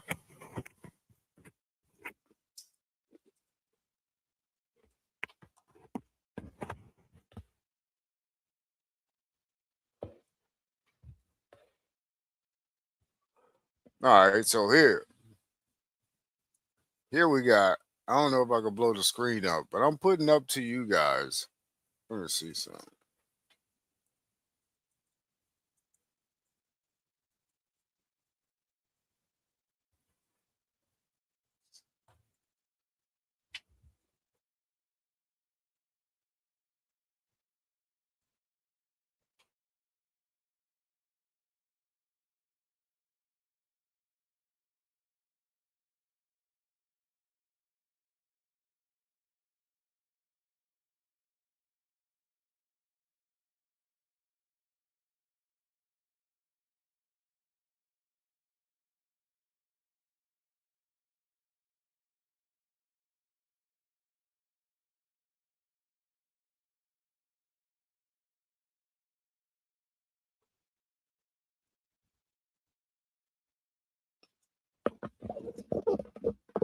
All right, so we see the size of United Kingdom.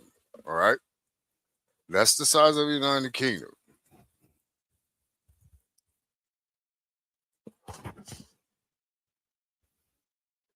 That thing ain't even half our West Coast. And one of our cities out there on the West Coast probably got more people than the United Kingdom put together. I'm just saying we have to be real and really look at what's going on here. What's larger than life don't need to be said. It needs to be seen. The lie is larger than life. So look at what I'm telling you.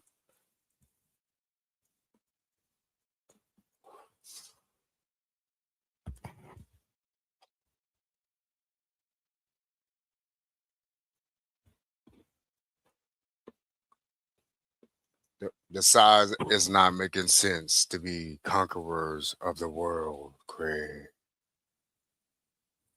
Bang, bang. Just check it. I'm just checking the temperature.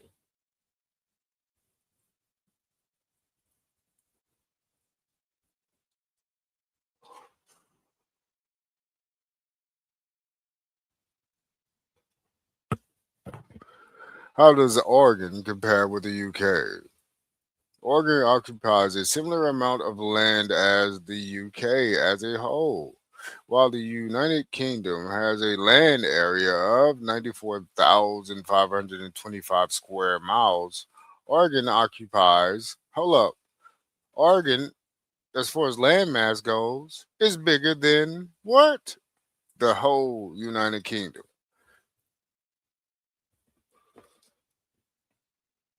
So you got the United Kingdom at 94,000 square miles. You got Oregon, the state of Oregon, at 95,000 square miles.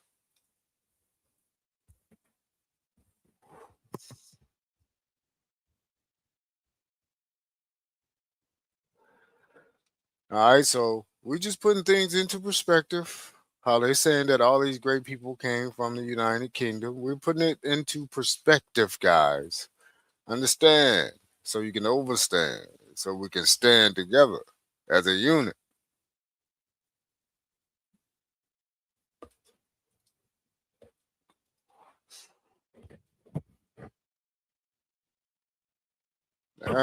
Let's go here. How much of the UK land is unused? As of April 2022, 91%. 91.1% of land in the UK is non developed and can be considered unused. As of April 2022, 91.1% of land in the United Kingdom is non developed and can be considered unused. So if in 2022, if 91% of their land is unusable or not even being used, we're talking 91% of their land, which is the roughly almost the same as Oregon, the state.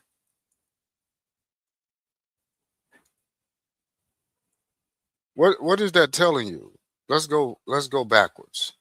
So when the English sailed from England to go conquer the world as Great Britain or as this British Empire to start the 13 colonies, if they were only in a population of but so many and you're only using, if they're using 91% now in modern times where you have access to greatness with the flight of a plane could drop you down whatever you need at this moment. So you're only using 91% of the land out there in the United Kingdom. So I would say in the 14 and 15 and 1600s, you had to only be using about 30% of that motherfucking land.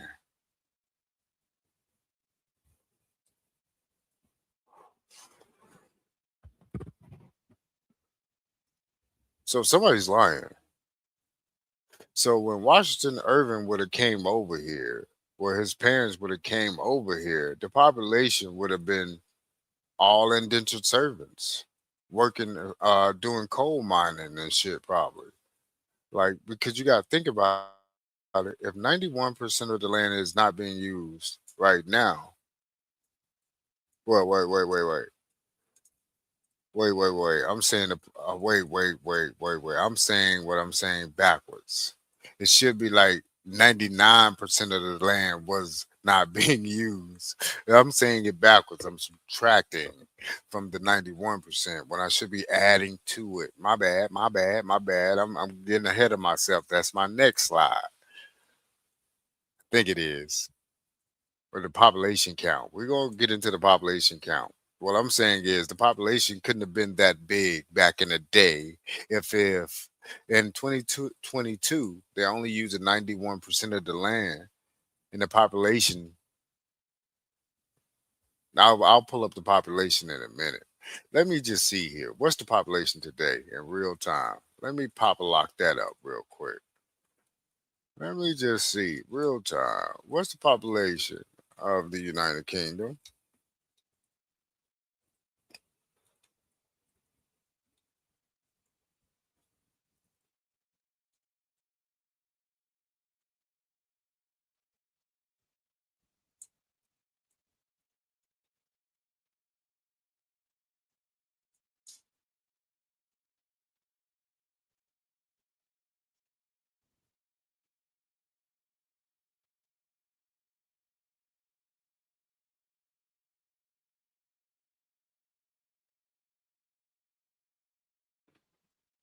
All right, so they got it at like 69 million people right now in the United Kingdom. But of course, you got a lot of immigrating to the United Kingdom, especially from Africa, especially from Saudi Arabia. So I can't say that that population is an accurate population of what would be there if we're talking about only the official Scots that should have been there and the official Englishmen that would have been there. So I would say probably in the count of probably about 5 million people. And I'm talking about in the time frame of Washington Irving. I'm saying only about 5 million people were there. Because right, again, you're only using 91% of the. You're not using 91% of the land right now with 69 million people. So mathematically, we have to like make this make sense. If you're only using like what 8.9% of the land right now, 8.9% of the land.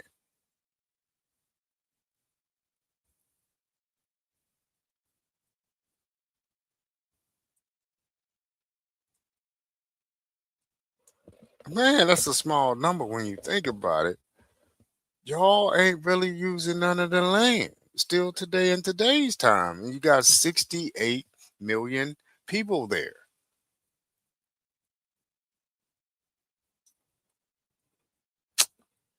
Boy, I bet you they using every inch of Jamaica.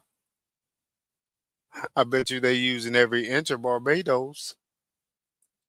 Why you guys still not using y'all land, but y'all left there to conquer the entire world? But y'all only using 8% of y'all land? 8.7% to be exact. No, let's keep reading. As of April 2022, 91.1% of land in the UK is non developed and can be considered unused. Only 8.7% of land is currently being used for development. The remaining 0.2% is vacant and not utilized. The top three land use groups are agriculture with 63.1%, forestry, open land and water with 20.1%, and residential gardens with 4.9%. Within the green belt, 6.8% of land is developed. Now we're only talking about out of that 8.7%. So when they're giving these numbers, they're talking about 63.1% agriculture out of the 8.7%, not out of 100% of the land. Yeah. So yeah, watch it. How much land is not used in the UK? As of April 2022, 91.1% of the land in the UK is non developed and can be considered unused. Only 8.7% of land is currently being used for development. So I'm just trying to get you into the mindset of knowing what could be made to make you believe it. Like people can make something to make you believe something. Now we on make believe because someone made you believe it.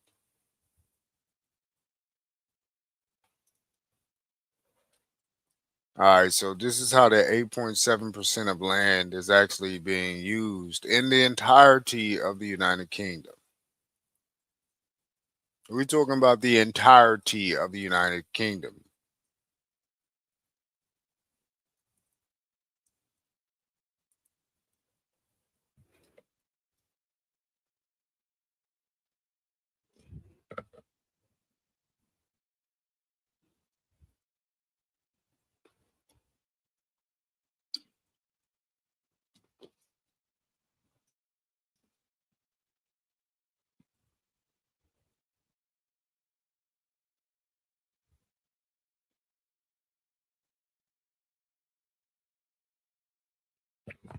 Again, just showing you the major way they're separating things and where the city buildups are, showing you the terrain of these people, and where they actually are at in abundance. And it don't make no sense that in today's time map, right? This is today's time map of where these people can actually live and cultivate and have sustainable life at on this island. Otherwise, they will be living all over this island. They're not.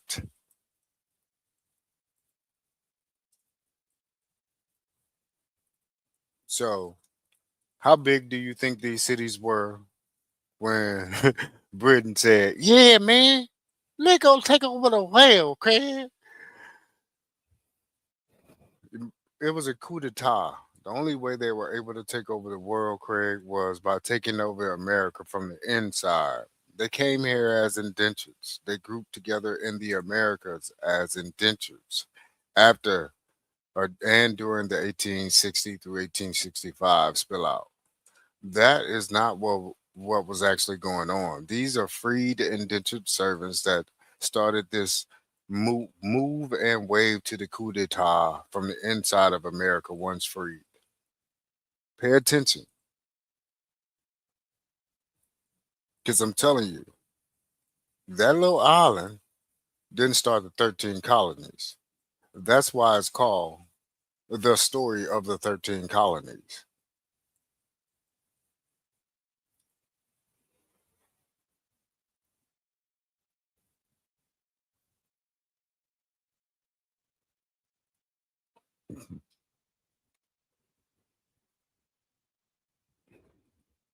All right, just another map, just trying to get you guys a little bit more detail of what's going on out there. Population count type charts, just showing you like there's no way in Hawaii that these people left from this little island on ships and boats with enough artillery to take over the entire North America from Canada to the fucking Caribbeans almost. There is no way in Hawaii.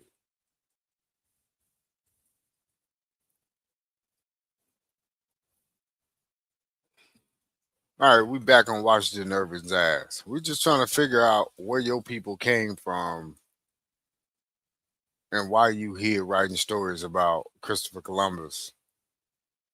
So let's get back to it. So, of course, I'm gonna have a few sidebars as I'm going through these series to really get down to detail and try to hit every single point of how they hit their details.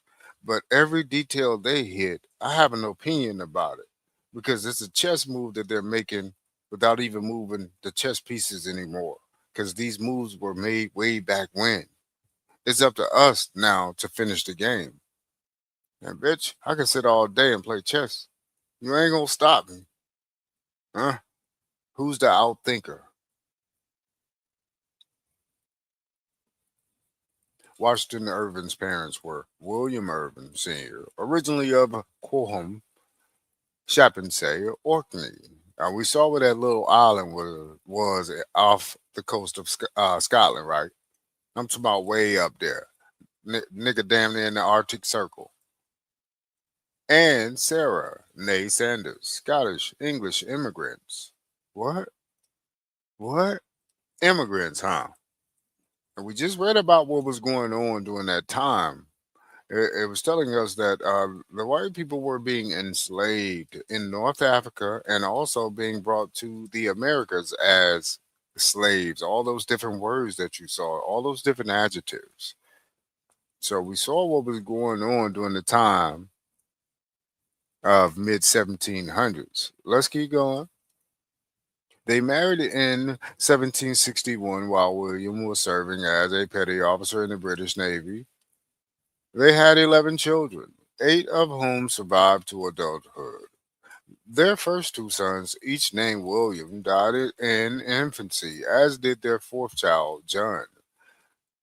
Their, their surviving children were William Jr., 1766, and 1770, Peter, 1772, Catherine, 1774, Ebenezer, 1776, John Treat, 1778, Sarah, 1780, and Washington. I don't believe none of that, but we're going to keep going. I'm going to tell you why later.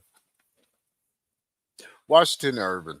The Irving family settled in Manhattan, New York, and was part of the city's small, vibrant merchant class when Washington Irving was born on April 3rd, 1783.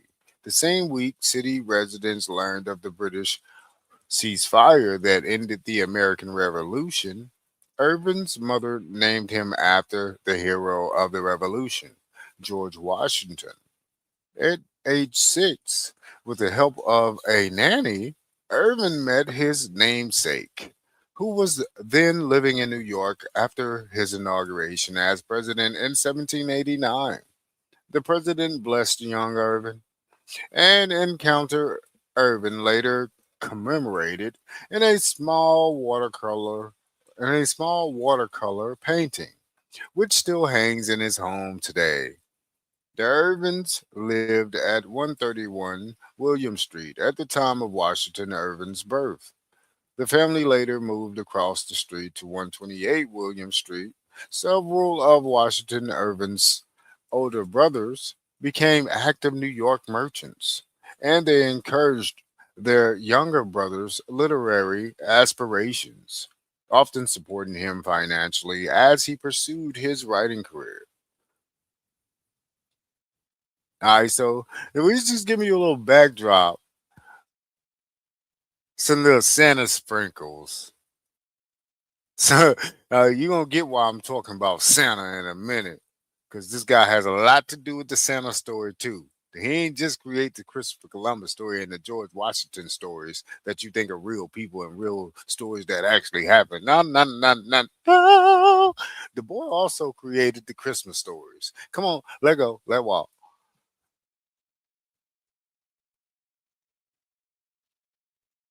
All right. Again, that is Chappensay, like I say, where his father from, who now coincidentally served in the British Army. So I'm assuming that's how he got to America, huh? They got to place him somewhere. So his daddy. served in the British Army, and that's how he got to America. Okay. All right, bang bang. All right, bang bang. And they always talk about castles out there, and again, I do want to say that if you look into these castles, a lot of them were factories. They were factories. And those people could never leave those spots. So they wouldn't like going home after I mean these factories again, a lot of them didn't have running water in them. A lot of them didn't have windows in them. These were factories. Chimneys were in them. Some of them did have windows, but a lot of them were factories. And whoever was in there never left that motherfucker. You know that? Huh? There was a lot of slaves up in these factories back then, making shit, doing shit, and never able to leave. So when you see these castles, don't think like these people were living lavish. No, motherfucker. The people in there were slaves. Look into old factory buildings and how they were being called castles also. And we will also. Again, I'm just showing you the picturesque moments that they give us. But you see where these people are coming from to become these great people in America. But again, they're fleeing their home places to come to America and be great. What's so hard about being great where you're from? Making it great there first.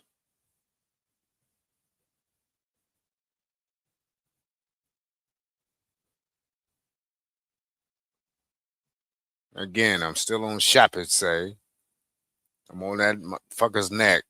Because I do not believe for one got minute that Washington Irving was real. I'm saying he's a pseudo character, and the real author was writing about these stories in the 1880s on up, and they put this guy as the pseudonym as the writer and made him a real person, gave him a real burial. But that's like Walt Disney.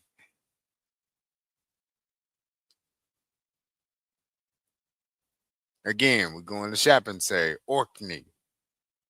Okay, this is still part of the United Kingdom.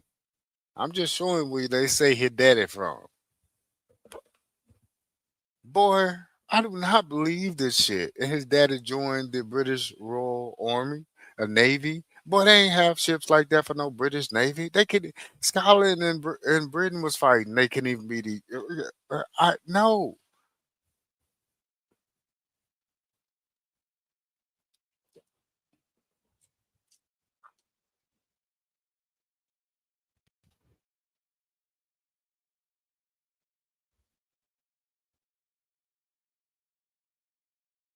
Fuck me.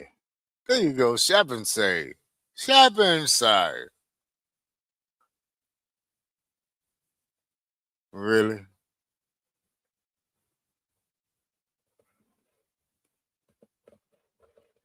We just doing a little research, man. We deep diving tonight. Yeah.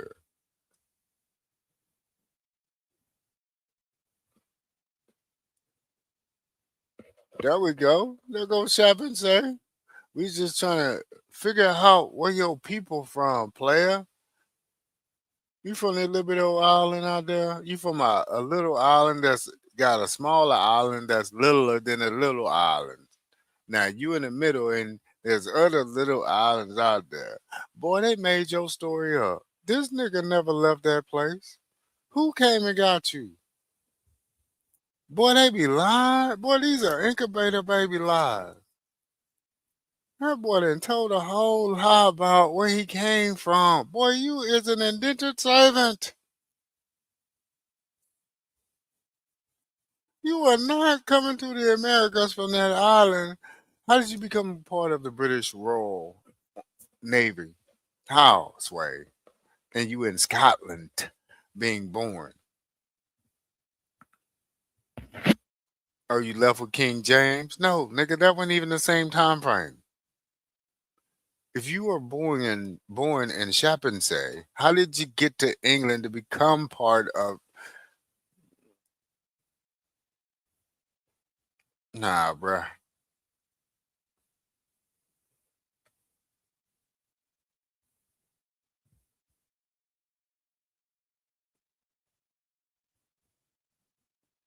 All right, so yeah, we just taking our time with this walk down. This is a series, so I'm coming back with more as it heats up. Whew, it only gets better. So we got Washington Irving now. We're moving on from Washington Irving and his parents. We're moving on to Washington Irving and what the fuck did he do in his life? All right, what did he? And since he was already in New York when he was born, let's just run down him. We got Washington Irving. Brief life history of Sarah and Matilda. Sarah Matilda. This is Washington Irving's wife. Weird story.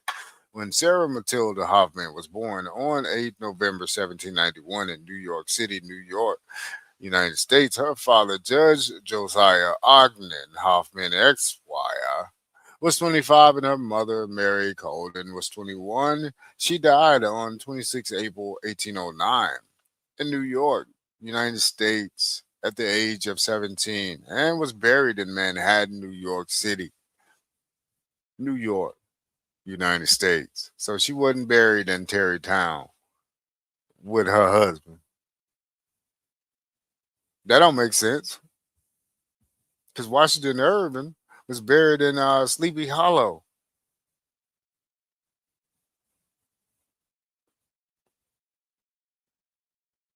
All right, when Washington Irving was born on the 3rd April 1783 in New York City, New York, United States, his father William Irving was 51, and his mother Sarah Saunders was 44. He lived in Spain in 1842. He died on 28 November 1859, Tarrytown, Greenburg, Westchester, New York, United States, at the age of 76 and was buried in Sleepy Hollow Cemetery, Sleepy Hollow, Mount Pleasant, Westchester, New York, United States. Now, again, now the Sleepy Hollow Cemetery is owned by, so to speak, Washington Irving's people. It was created by him to begin with. That's the story. That's the story. So let's go. All right, we're just piping it down with a few of Washington Irving's book covers, of course. These are book covers that would have happened in the 1900s. Nobody was doing book covers like that in 1850 and shit. Come on, man. We gotta like, and mind you, pay attention to these book titles again, man, because a lot of this became primary source history. And you think you getting it from a different primary source, but that primary source had to use Washington Irving. Because again, he's the first writer to even write anything about Christopher Columbus in the Americas. If it wasn't for him, no one would have ever known about Christopher Columbus. No one.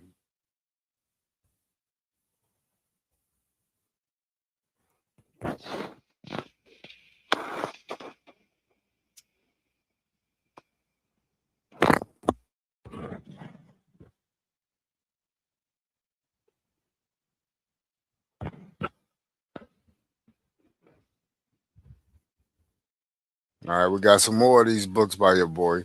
I'm just showing you a few of the covers.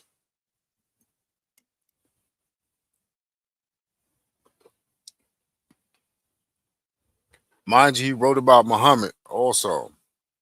He wrote a lot about the Arabic people and about the so-called Spanish. He was creating these people in the story. Now, that's just like the Arthur C. Clarke wrote about science fiction satellites.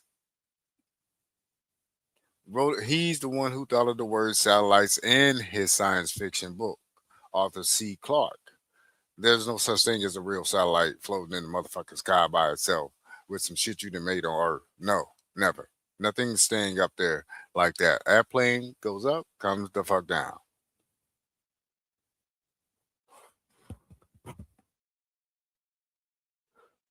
So pay attention to this guy. Find out where are these primary sources coming from.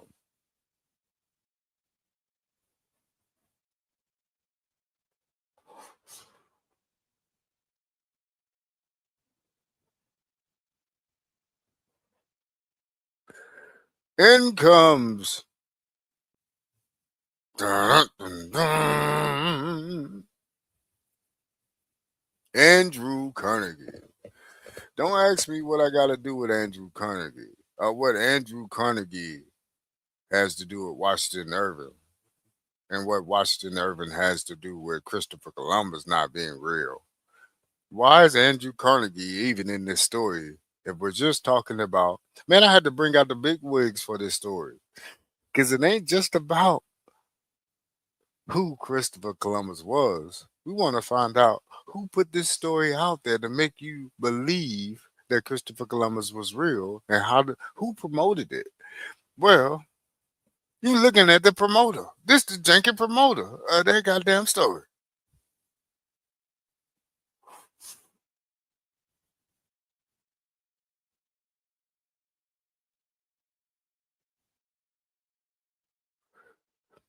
AC himself. We ain't talking air conditioner. We talking about Andrew Carnegie. Yeah, yeah. Janky promoter. So we got a marketer. We got a storyteller. Oh, we don't have a real true storyteller yet. I mean, for all we know, Andrew Carnegie could have had somebody write a bunch of different histories to place in his library, to place in his over over a thousands of libraries. He needed books to go in his library. Huh? Who book did he put in his library? And who books did he promote? Huh? That everybody must read going through first through 12th grade. Huh?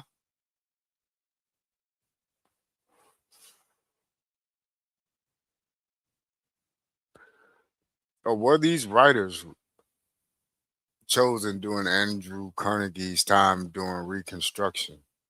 Did Christopher Columbus come out of a Reconstruction history hoax? In my opinion, yes, the fuck he did. The nigga never existed. Again, these are all my opinions. If you find some fact in it, that's on you.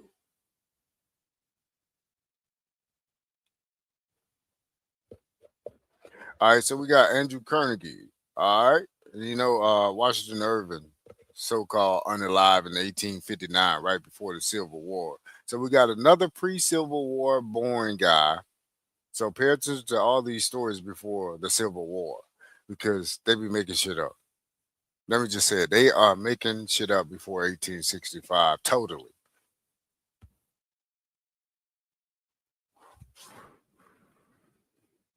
And that is because a lot of them were indentured servants. A lot of them were being trolleyed around on trains, and people were selling them. Let's just be real, man. We got to be real. We're talking about Europeans here. Boxcar kids, incubator babies, train kids.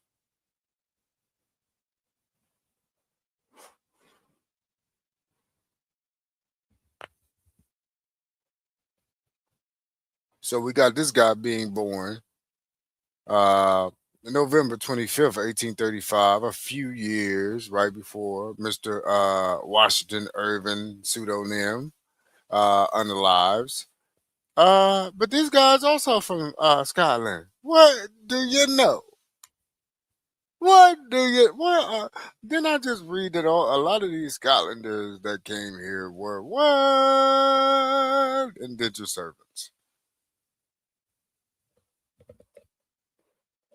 Right off the rip.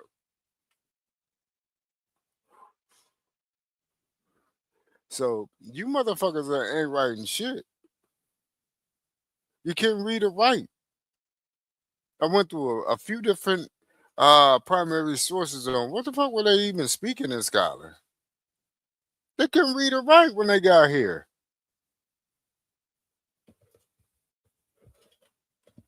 But yet you got King James coming from Scotland to go to England to rule.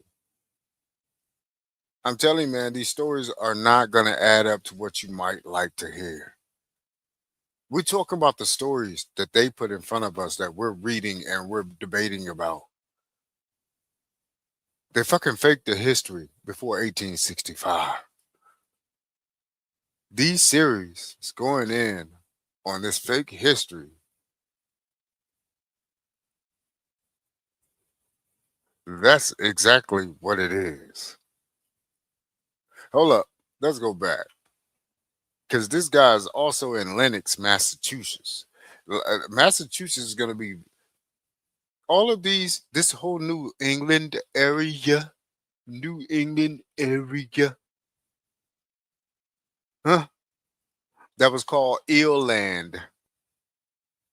Anyway, it was called Eel Land. E-E-L Land. Eel Land.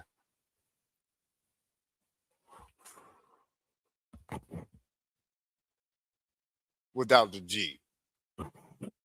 That's the only difference. They ain't got a G in it, huh?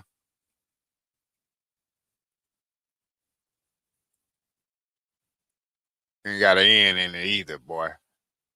Okay, okay, okay. But anyway,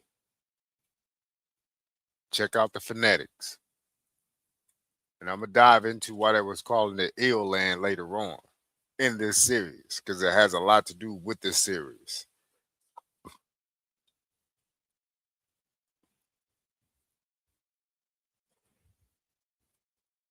All right, so we got resting place, Sleepy Hollow. Oh, so you also got buried in Sleepy Hollow. Boy, did you write this Washington Irving stories? Are you Washington Irving? Is the pseudonym for Washington Irving really? Hold up, wait a minute. Is your pseudonym also Washington Irving? Why y'all in the same cemetery? And you're an industrialist, a philanthropist, a philanthropist. You fucking liar. Fucking liar. Boy, I ain't letting none of these motherfuckers slide. No, nigga, you out before you get home, nigga. You ain't, I don't give a fuck about that slide. You ain't making it to home base. I'm not moving. So let's check where Dunfermline, Dunfermline, Dunfermline, Dunfermline, Dunfermline, Fife, Scotland. Don't forget about Christopher Fife, who's the one who wrote the story about the. We're gonna get into Christopher Fife later because he's an author just like your boy, Washington Irving. He was making up a bunch of different stories for the Afro Eurasia continent, but he's along the same lines as Washington Irving. He just they're making up shit, and there's no fact to prove any of it. But again, Christopher Fife, look him up, see what stories he wrote. Yeah, yeah, yeah, with no primaries. He made the shit up.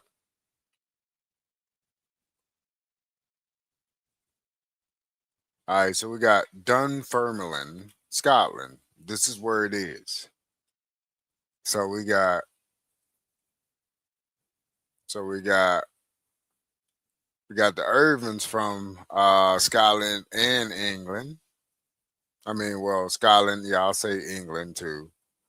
So you got the Irvins are from Scotland and England. You got your boy Andrew Carnegie from mainland Scotland. Okay. Okay. All right. All right. So we got two Scotlanders. Ah. Scotland just got all these great people there. It just behooves me with such. Boy, these people lying. They made up their background. They could say they from anywhere, bro. You don't know where these fuckers are from. They didn't know where they were from. They could make this shit up. These first immigrants could make up their background because they didn't know where they came from. They were brought here as children, slaves. Man, I'm just keeping it real. That kid don't know where the fuck they came from. If you bring a kid from, let's say, Paris to the Americas, 10 years old, you think they're gonna know how to get back to their home? You, th- you oh, and you taking ships back then, so you're going across this vast water. Boy, you get on a boat, you try to sail back home if you want to. Have you ever heard of Never Never Land? Huh? Because you ain't gonna make it back home.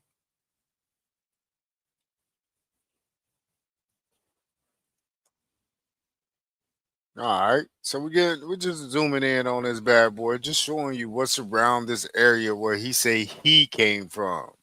Andrew Carnegie. Your life ain't making no sense starting off either.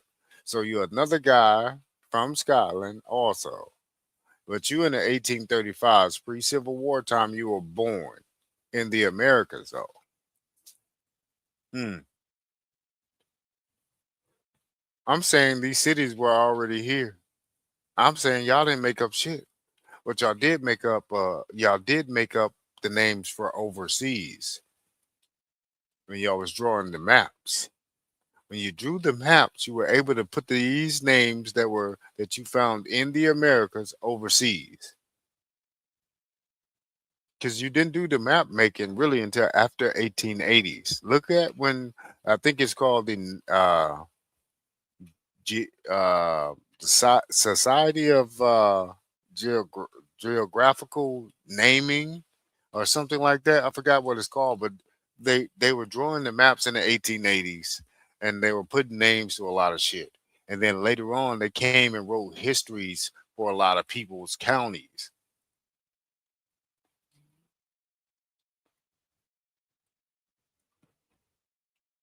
Okay, let's go here. So Andrew Carnegie, how did you get to America? Because Uh, I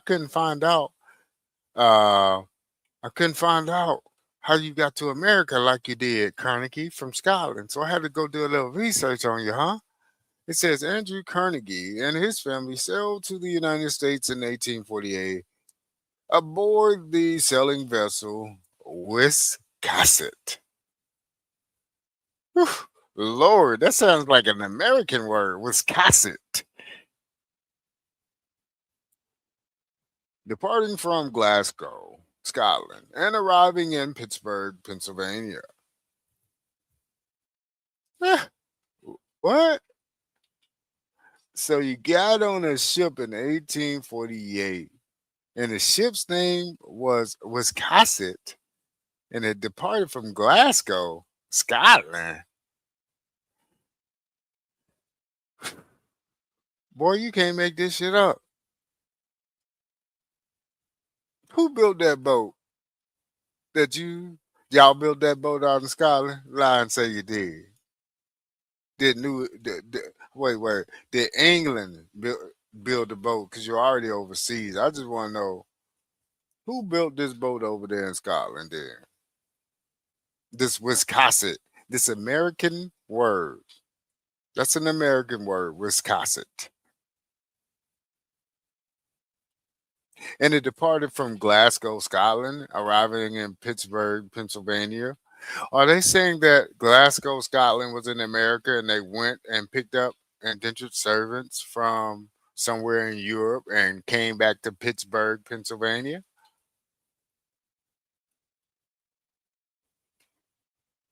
Is there a Glasgow? Is there a, is there a Glasgow, Nova Scotia? It don't even matter right now. Wasn't the Nova Scotia region and Canada region and parts of the Maine area? What wasn't that called the Maritimes?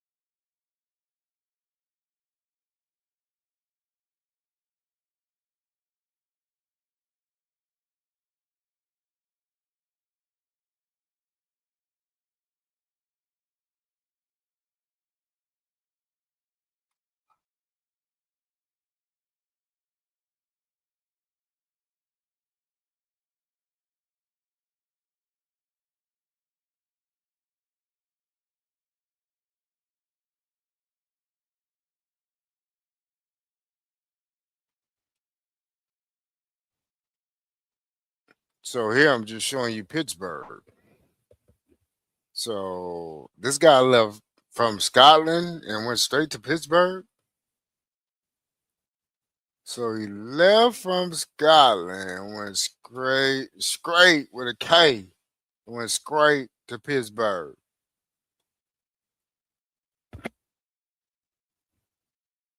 I don't believe that shit for 1 minute. Okay, you see what Pittsburgh is.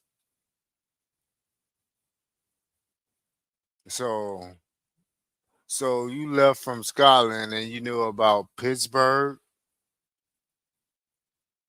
from Scotland. So you heard about Pittsburgh in Scotland.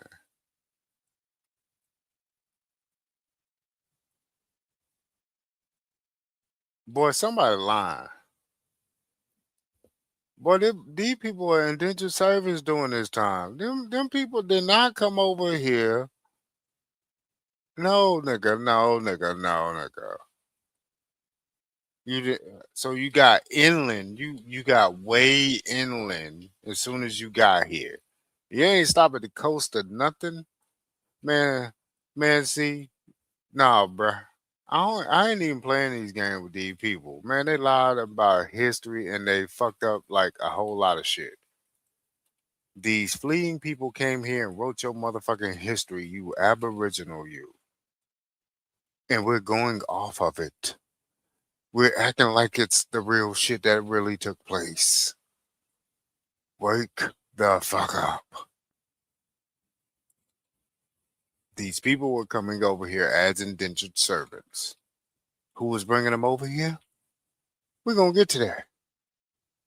First, let's find out how long that trip would have been.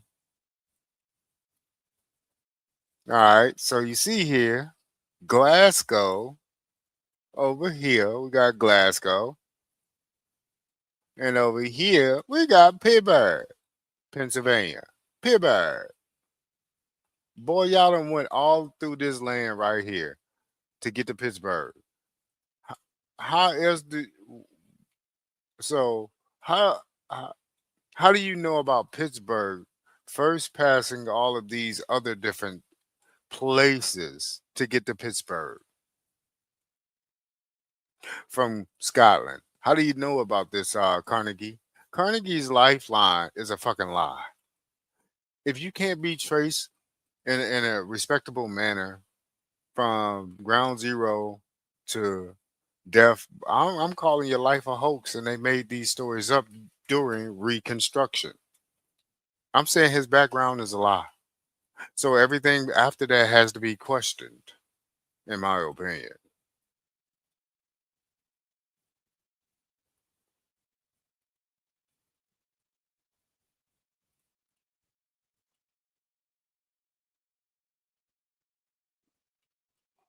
All right, let's go on a little journey. Let's talk about it, or just take a look at it.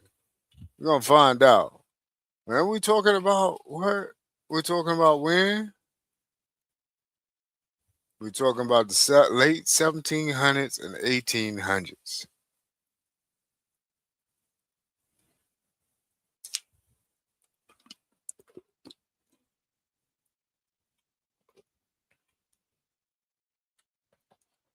Mind you, the population during this time. Look at the population right now. That little orange little area shows you where that population is encompassed at. So you telling me they left from Glasgow, Scotland? Carnegie, your people left from Glasgow, Scotland? Boy, you a motherfucking lie. There wasn't even that many people out there back then. Now we're going through multitude of different famines, and you were constantly at war in y'all history with your fucking neighbor. No, and you were being sent to America as indentured servants from here. Something ain't making no sense. If it don't make sense, it don't make dollars. We're just talking about Christopher Columbus hoax Yeah, we just talking about Christopher Columbus hoax though. Don't get it twisted. We still on the same schedule because these guys be doing some incredible selling. I mean, their boats must have airplane wings or some shit because they be going back and forth like it's nothing. And they ain't building no ships during this time. Cause okay, we about to find out who built that goddamn ship. But first, let's just what they talking about here. So where did he leave from to get to America on this ship that they did not build? Or did they build this ship called the Wiscasset? I think not.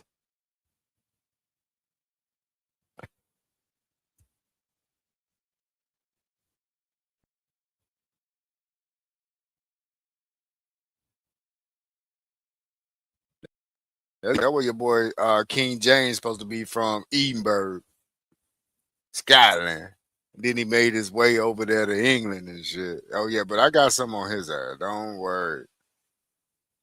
We talking about Glasgow though. We talking about Glasgow in a little itty bitty city, Glasgow. You do got a little river running through it though. You got a little river running through it. I see you. I think that's the Clyde River. Got your little Clyde River running through there. I see. Yeah, yeah. I see.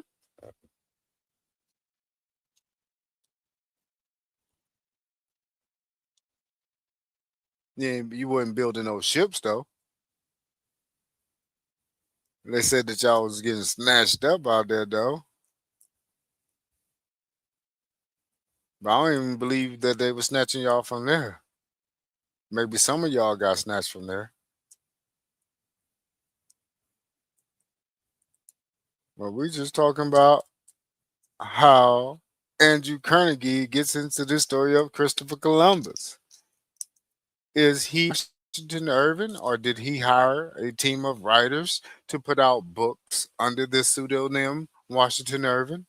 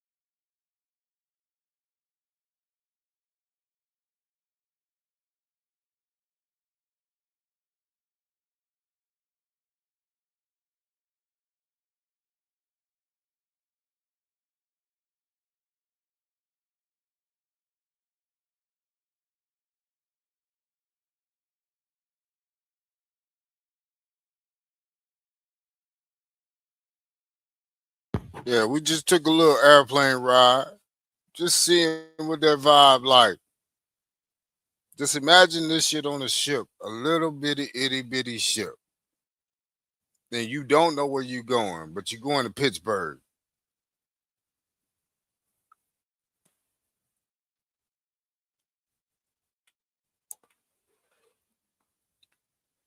Pay attention to the lie. And you're going straight to Pittsburgh. Carnegie, you were a boxcar kid. You got those riches in the 1880s and beyond. Y'all were not kicking sweat up like that. After 1865, you were allowed to start running for office and become part of the norm with the rest of the people. But the 14th Amendment is not for the Aboriginal. It was for the people who were actually indentured and enslaved in the Americas. And that was you guys.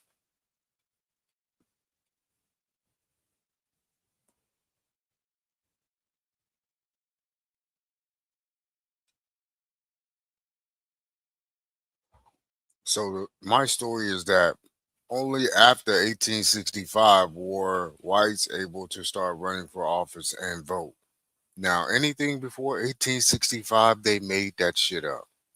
And they made up a lot of shit like after 1865, but they were not running the Americas prior to 1865.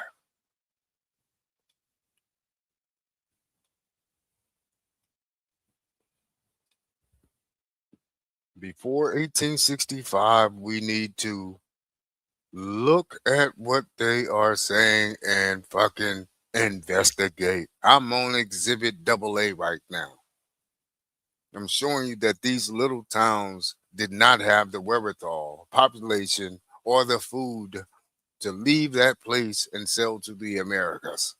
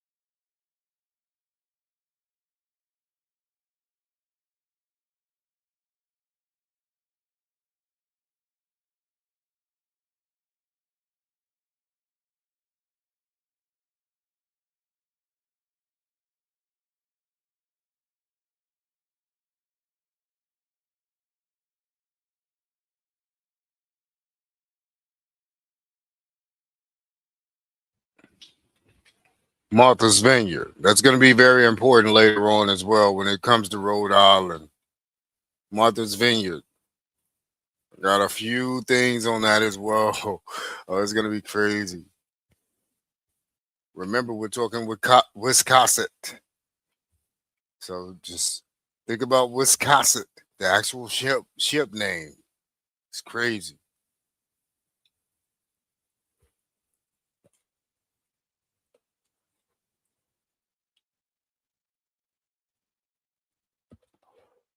Acadia. We're in Maine right now. Maine is very important. You know why?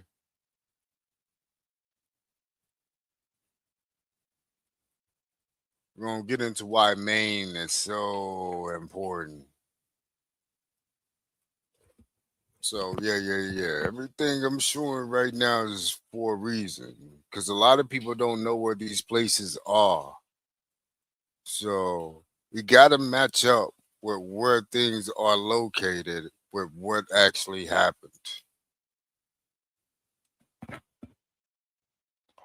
I'm in Maine right now. We are in Maine because Maine is very important. Maine is huge.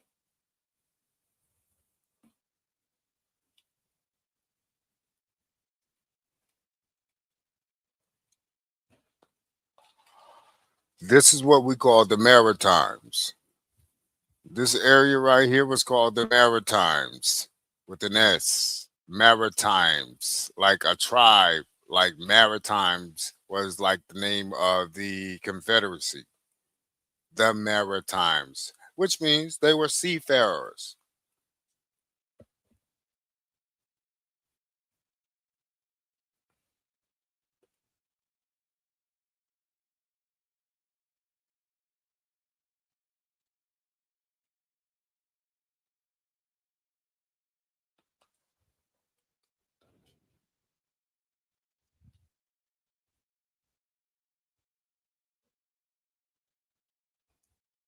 All right. So I hope everybody got a beautiful picture of where I'm at with this story. How this little bitty island of people with famines going on, and a constant war with their neighbors. Not even a high population count in today's time, even in Scotland. Very mountainous region of Scotland. You got Andrew Carnegie sailing from Scotland, Glasgow, straight to where? Pittsburgh, in the middle of a big ass landmass. So he passed all those people to get to Pittsburgh. We got to start making these stories make sense. And we're talking in the 1800s.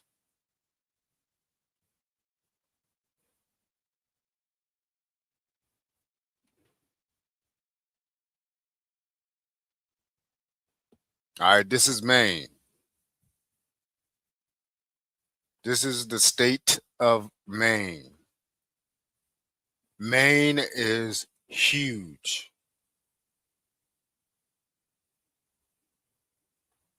Think about it. Maine is huge. Don't let your mind not think about these names on this map.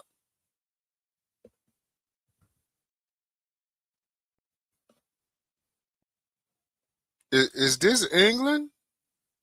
Is Maine England?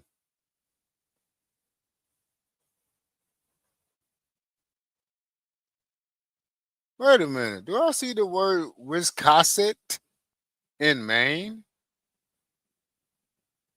Hold up. Let me blow that up. Let, let me make sure.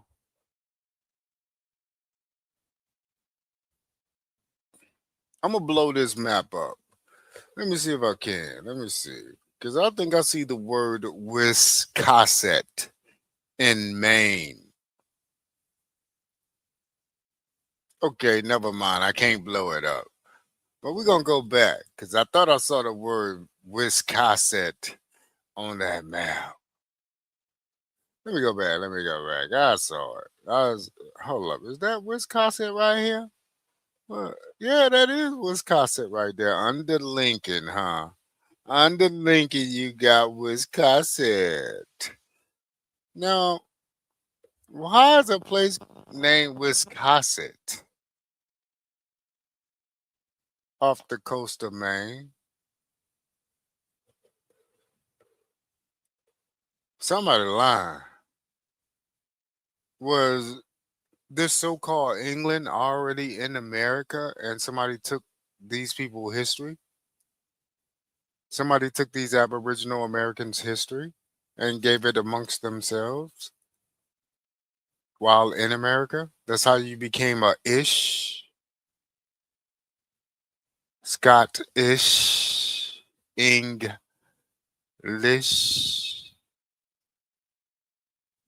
la, yes. Well, it ain't the same sound, but it's almost the same sound if you try to make it rhyme.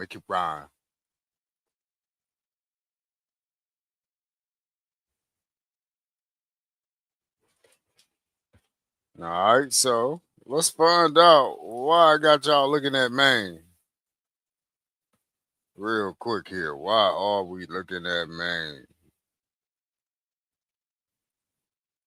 All right, again, that's Maine. In the tippy top right hand corner of your screen, you should see Maine. The main thing that I'm talking about is Maine. The main one on my mind might be Maine. Hey, fella, Maine. Hey, fella, Maine. Hey, Maine. Hey, Maine. Hey, Maine. That's a regular word we say, Maine. Ask Terrence Howard. Hey, Maine. Ask Jamie Foxx about Terrence Howard. Hey, Maine. It's just what we say anyway. It ain't have to be a state name, man.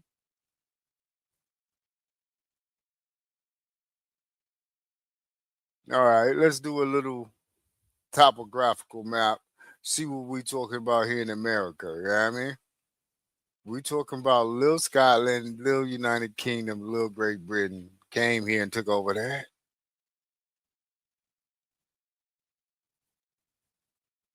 Themselves.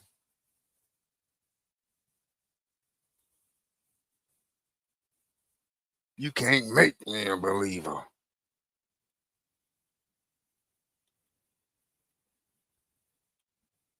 We deep diving. Which I've been had my scuba gear. My lungs pretty good by themselves, but I'll scuba for sure.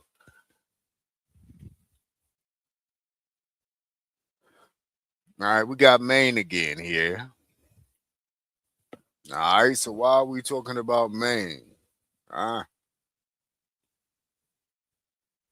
so we just checking out Maine a little bit more. What does this have to do with Andrew Carnegie and Washington Irving and Christopher Columbus? What is the circular roundabout? Let's just find out. All right, so just check out what's being laid out in front of you. You got different city names. Limestone, Caribou at the top up here. Limestone. Where are you getting this limestone from? We got Kennebec River. It's a main spot where a lot of black mariners were coming from. Huh? We got Freeport. All of these ports. Good Lord. Maine was pumping.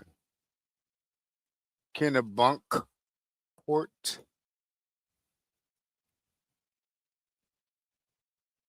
Lord, have mercy. Is that Wiscasset? The name of the boat that your boy Andrew Carnegie came in on? Why is the name of your boat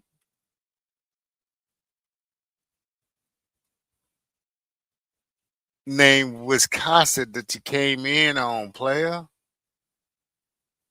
Boy, you was an indentured servant. You lied. You took over somebody's business that was thriving.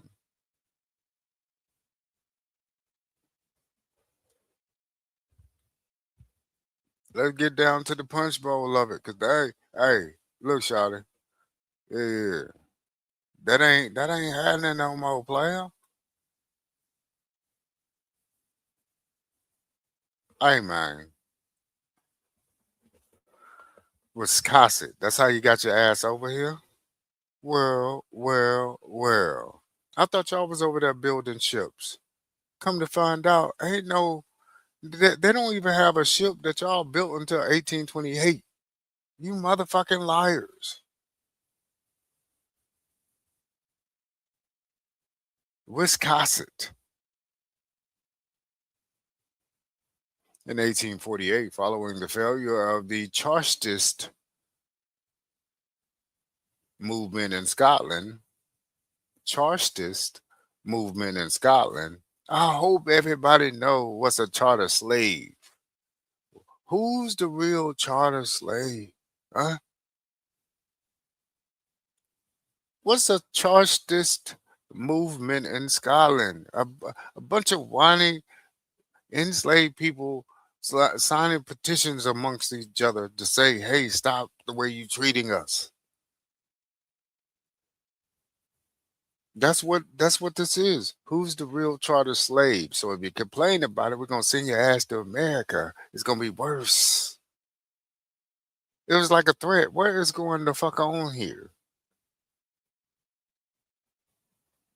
In 1848, following the failure of the Chartist movement in Scotland, Andrew Carnegie's father, Will Carnegie, and his mother, Margaret, decided to immigrate to the United States with their sons, 13-year-old Andrew and 5-year-old Tom, in search of better economic opportunities. To fund their passage, the Carnegies sold most of their belongings.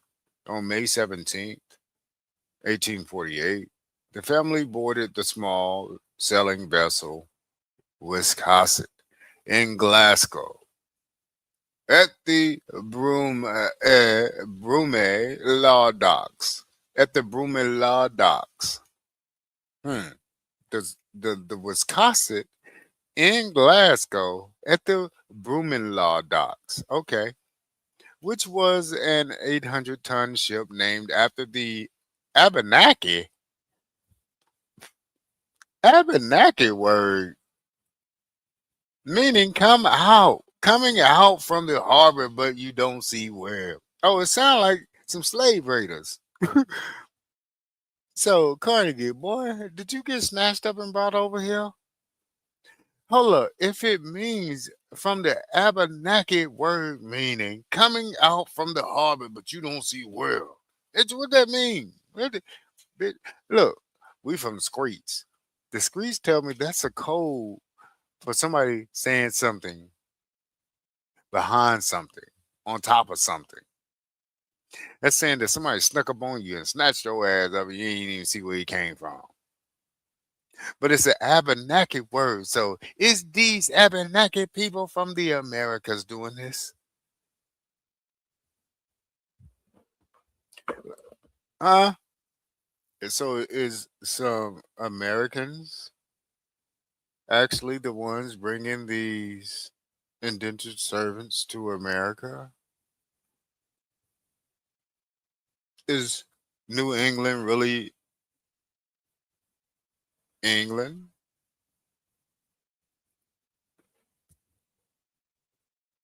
Let's talk about it for a second. Because it seems as if a charter slave would be coming from this Chartist movement in Scotland. And it just so happens that Andrew Carnegie's father, Will Carnegie, and his mother, Margaret, decided to immigrate to the United States with their sons, 13-year-old Andrew and 5-year-old Tom, in search of better economic opportunities, of course. To fund their passage, The Carnegies sold most of their belongings. On May 17th, 1848, the family boarded a small vessel, Wiscasset, in Glasgow at Brume Brume Law Docks. Broomy Law Docks. Either way it goes, that's a stupid word. Broomy Law. Anywho, which was an 1,800-ton ship named after the Abenaki word meaning coming out from the harbor, but you don't see where. It's been on coming. Yeah, maybe my mic is too loud again. Let me turn it down. Turn down, boy. Calm down. All right.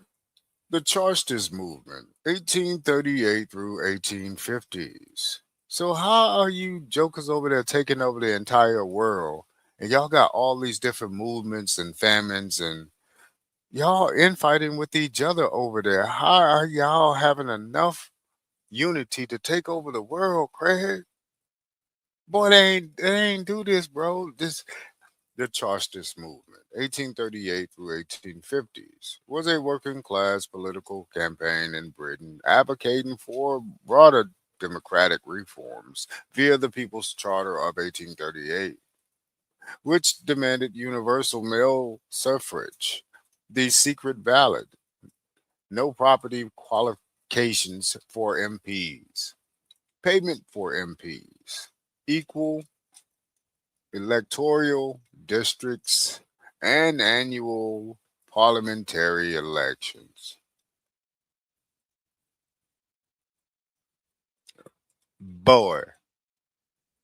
So again, this word charter, chartists or chartist movement, it is the same as charter slave to me. So while the chart chartist movement itself arose in Britain, it ideals resonated in British colonies. Hold up, did they really start in Britain? Was Britain really Maine or this New England area already? So why does everything start in Britain and then move over? No, no, bitch. I'm saying that these people were being snatched up and brought to America. This infighting, what they're talking about right now with the British colonies, and it only happened in the British colonies because they don't know where they came from to be fighting for their home country. What are we talking about? While the Chartist movement itself arose in Britain, its ideals resonated in British colonies, particularly among population facing similar political disenfranchisement and economic exploitation. Key points linking Chartism to colonial developments include, let's go.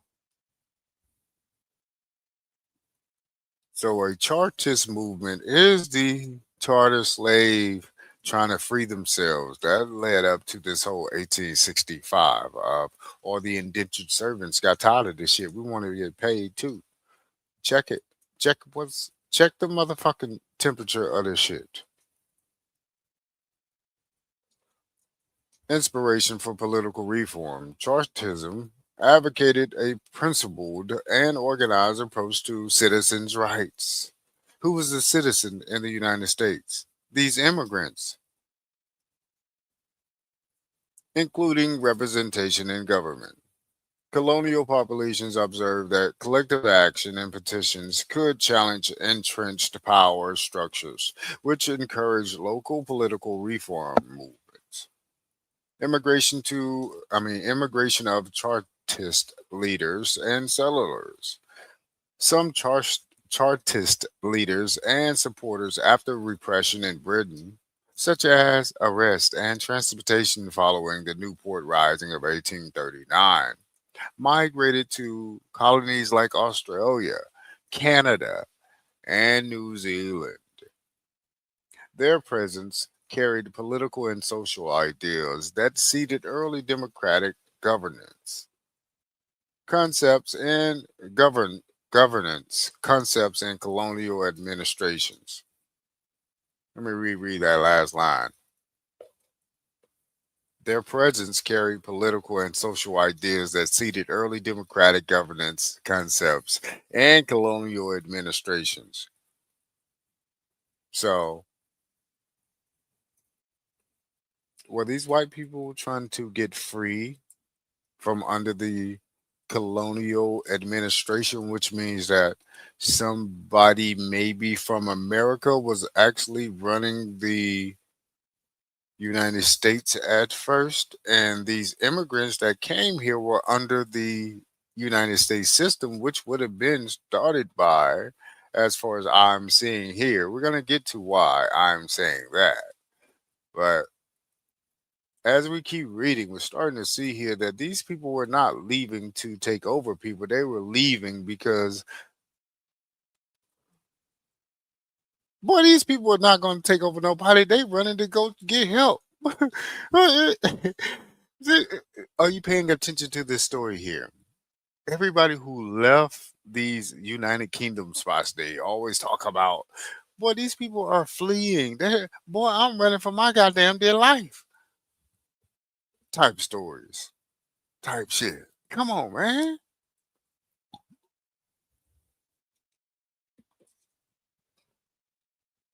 All I say is, I'm not playing with these people no more. I don't believe that shit. That you, this great empire of Scotland and this British empire overseas the United Kingdom left that motherfucking tub and conquered the world.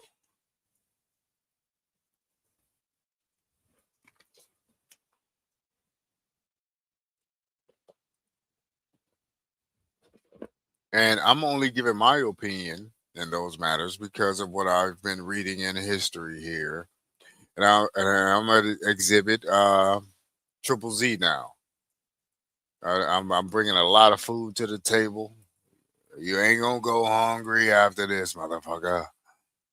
So, again, this is a series on Christopher Columbus hoax, and we just started it out with Andrew Carnegie. Before that, we touched on Washington Irving,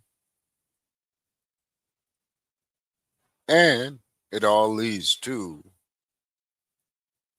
is Christopher Columbus a hoax? Hell yeah, yeah, a hoax, in my opinion. Again, these are all my opinions. And if you find some fact in it, then that's on you. Bang, bang. All right, so we just talking about this Chartism advocated a principle and well, we already got that. So I'm just giving you a rundown of what a charter slave on paper what they try to make it look like. But a charter slave was these Chartist movement people. They started sending them out, bruh. So we're just getting into it. Charter colonies. In the British, and they try to act like a charter is like when yeah when when you're doing a contract to go conquer the world. I'm gonna charter this. I'm gonna write this with my pen on my what the fuck ever I'm writing it on papyrus slash man, just go get the people. All right, so a charter colony. That's when you write it down on paper. It's supposed to be legible and legal documentation. So, charter colonies in the British Empire, e.g., parts of the North America, operated under charters granting self government rights, legislative assemblies, and codified laws. The Chartist demand for enfranchisement and participatory government, governance, directly influenced these colonial debates. Colonists drew analogies between the unrepresented working class in Britain and disenfranchised settlers, advocating for charters that granted expanded voting, local legislative autonomy, and political accountability. Basically, what they're saying is the settlers was doing the same thing that the Chartist movement was doing. The settlers couldn't really survive without trying to. They was trying to gain an upper hand They wanted to vote and all this other shit. Wanted to have local. Hold up, wait a minute. So the story just don't be making sense when you start breaking down just a few different subjects within the subject of how they started this whole subject about Christopher Columbus. Look where I'm at. You think it's not on the subject? You wrong. It's all on the subject. Because right now, this has everything to do with why you even reading Christopher Columbus books. We're talking about Andrew Carnegie, huh? Mr. Sleepy Hollow Dead himself. That's why I got to go in a few different series on this Christopher Columbus hoax. It's yeah, yeah, yeah, yeah. They walk like a duck and quack like a duck. The motherfucker's a duck. If you say frog, you know well. Let's go to the next one. All right, legacy of Chartist principles. Although the Chartist immediate petitions in Britain failed to secure annual parliament or universal male suffrage, the movement normalized the idea that organized constitutional agitation could generate lasting political reform. So basically, what they're saying is, boy, we don't want to see them all them goddamn signature. Get that shit out of here. So they didn't win anything. So out of all that shit they did, they became charter slaves in the Americas, basically. So the charter colonies, charter means look. You see what the Chartist movement is. What is a charter colony? We already know that a colony, a colonist, is a tenant farmer. So you, if you a slave tenant farmer, if you put charter in front of it, huh? The charter colonies. Come on now. So these people were being snatched up and brought over here as charter colonies, worker colonies only. No, they can even they can even do nothing, huh? After 1865 is when you were allowed to start running for office, get your shit together, in the Americas. That was through, and then, of course, that led to the coup d'etat that brought in the Federal Reserve and kicked out all the so called colored people that were in office throughout the United States. That is under Woodrow Wilson. He actually kicked out all the colored people that were in the United States government. Those were the people that were running the Americas. This is 1913, might I add. So within my grandmother's time frame, my grandfather, my great grandfather.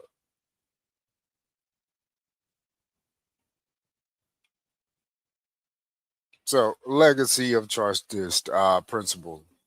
Although the Chartists' immediate petitions in Britain failed to secure annual parliaments or universal male suffrage, the movement normalized the idea that organized constitutional agitation could generate lasting political reform. Next, we got here in colonies governed by charters, similar constitutional frameworks emerged, granting adult males voting rights, representation in legislative councils, and protections for political participation, echoing the spirit of the People's Charter. So, what's a charter colony? Unbeknownst to you, how they trying to say it, them people were slaves. They really charter colonies, chartist movement colonies. They knew over here. They didn't come over here to conquer. They came over here as workers.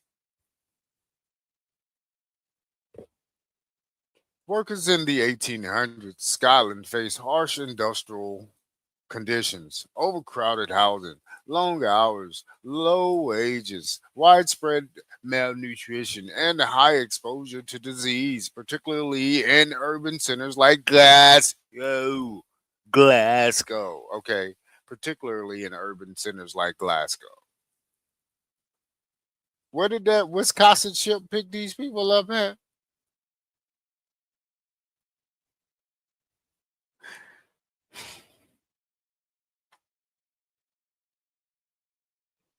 Industrial labor challenges. Scotland's 1800s industrial boom. Okay, so the Americans started going over there, remember?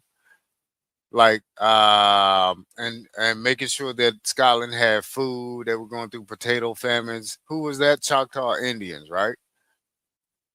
The Choctaw people, potatoes. They didn't have potatoes unless we gave them potatoes. How you have a potato famine without us giving you the potato? So we were going over there. Yeah, yeah, yeah, yeah. Yeah, yeah. We were already, yeah, already.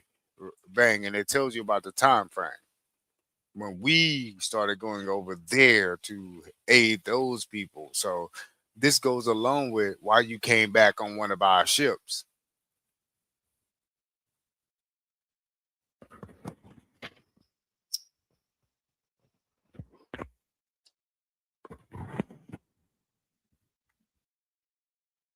Let's go. Scotland's 1800s industrial boom, especially in Glasgow, was fueled by the cotton, tobacco, sugar, and shipbuilding industries. Huh? What was it? Who was shipbuilding industries fueled by? The cotton, tobacco, and sugar was fueled by who? The Americas. Okay, then. So the shipbuilding was all done in the where? The America, the Americas. Bang, bang.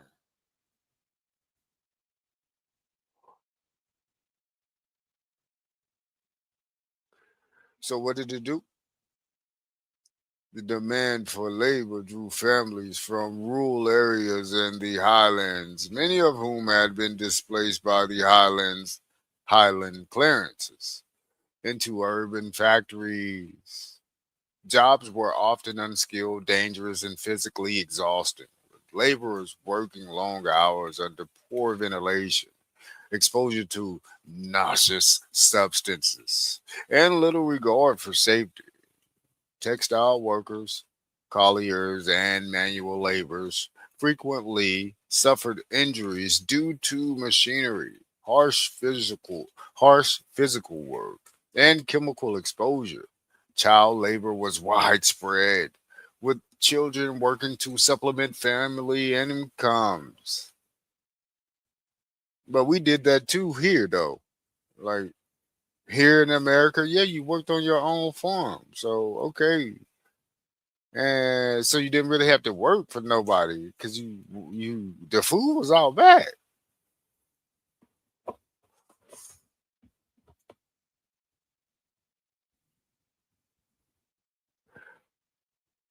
Living conditions. I'm gonna speed it up a little bit because I like to dig deep and try to get to the meat of all of this so you can see where it's going. It's not going anywhere in my head. It's their history not making sense overall. Again, we got Andrew Carnegie coming to America on an American Indian made ship or an American made Aboriginal vessel.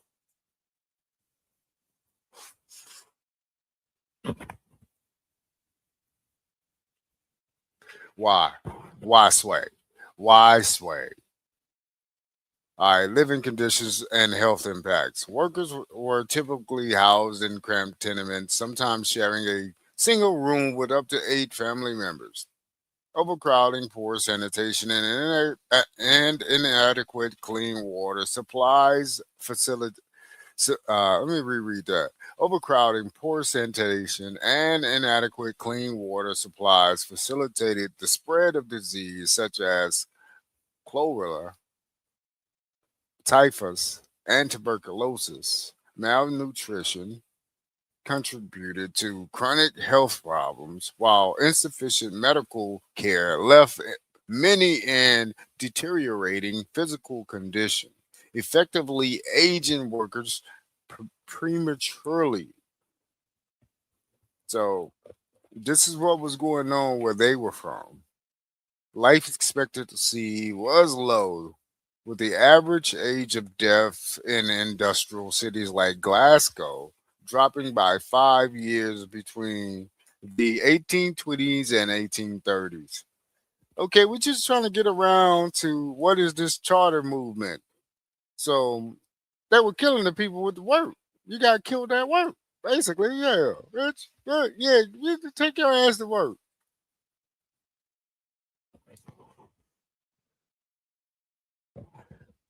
Peep the play of what's going on. These people never left to conquer anywhere. They're enslaving their own people. They're enslaving their own people, guys. Come on, talk to me now.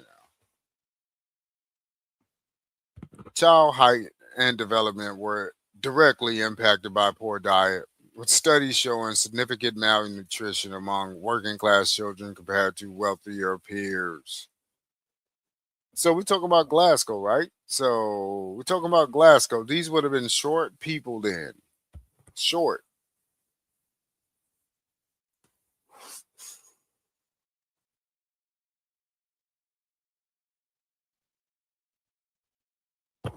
What is this charter slave? It's the charter slave, the the chastised movement also. They're duplicating stories. I just want you to get what I'm saying. They're duplicating this charter slave and trying to make it an African slave thing when the charter slave was really these people up in Europe.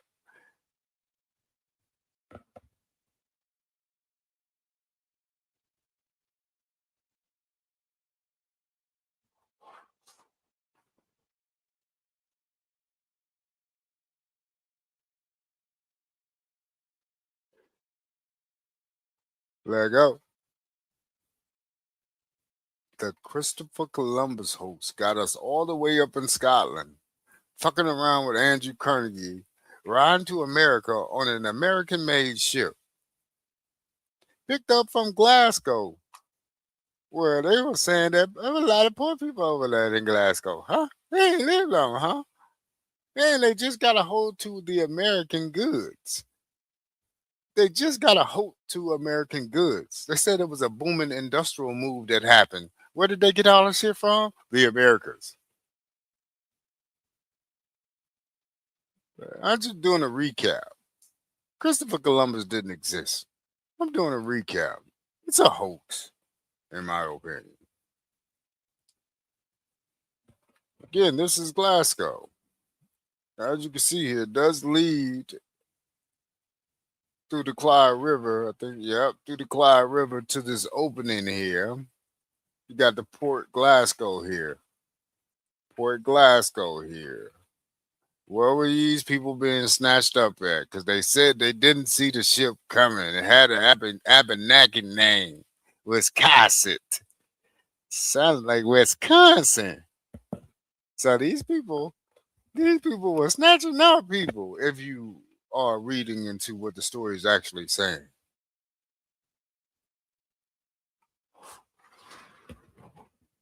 Was the Abenaki snatching up indentured servants and bringing them back to the Americas?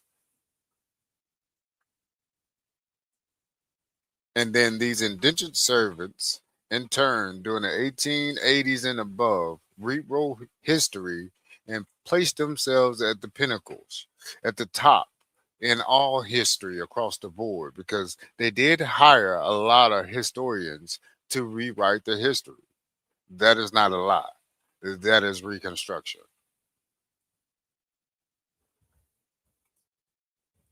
I got a little bit of itty bitty titty Glasgow.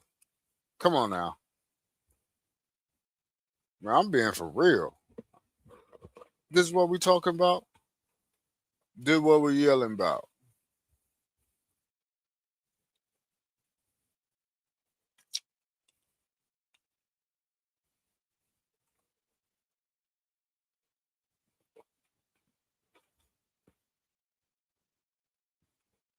Let go.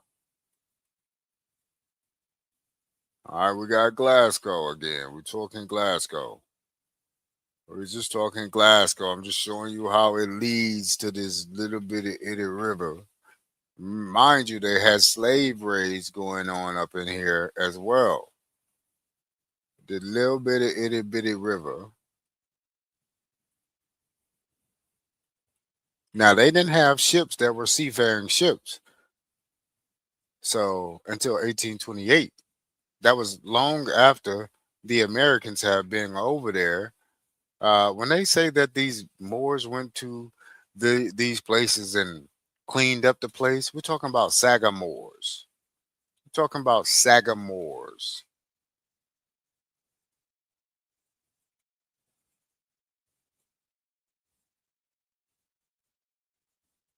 And so these would have been some Sagamores snatching these people up, taking them over. So if it was some castles out there, guess who built them? The people from America. Or guess who had them sanctioned to be built? People from America, because they were in control of the people out there once they got out there. They set the shop up. They shop got shut down.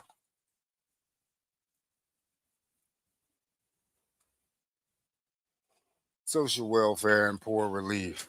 Before 1845, local kirk sessions and heritors, parish landowners, managed relief for the poor, usually in cash, food, or clothing, but the able bodied were explicitly excluded. Poorhouses, sometimes called workhouses, were established to shelter the sick and destitute, while indoor work often involved hard, monotonous labor with minimal substance. The 1845 Scottish Poor Law Act introduced uh, paracole, yeah, I'll say paracole, boards to create a more uniform system, though relief remained limited and often punitive, especially for able bodied workers. Social unrest and political response. Harsh working conditions led to unrest and the rise of radical movements. The Scottish radical rising of 1820 saw striking weavers, spinners, and laborers advocating for political reform, universal suffrage, and economic improvement due to widespread poverty and job insecurity. While largely suppressed, these events highlighted the severe economic pressures and unsafe working conditions experienced by the Scottish working class. All right, let's keep going. Overcrowding and migration. Glasgow's industrial boom, particularly in textiles and heavy industry, attracted a large influx of workers, often from the Highlands in Ireland due to famine and displacement. Again, due to famine and displacement.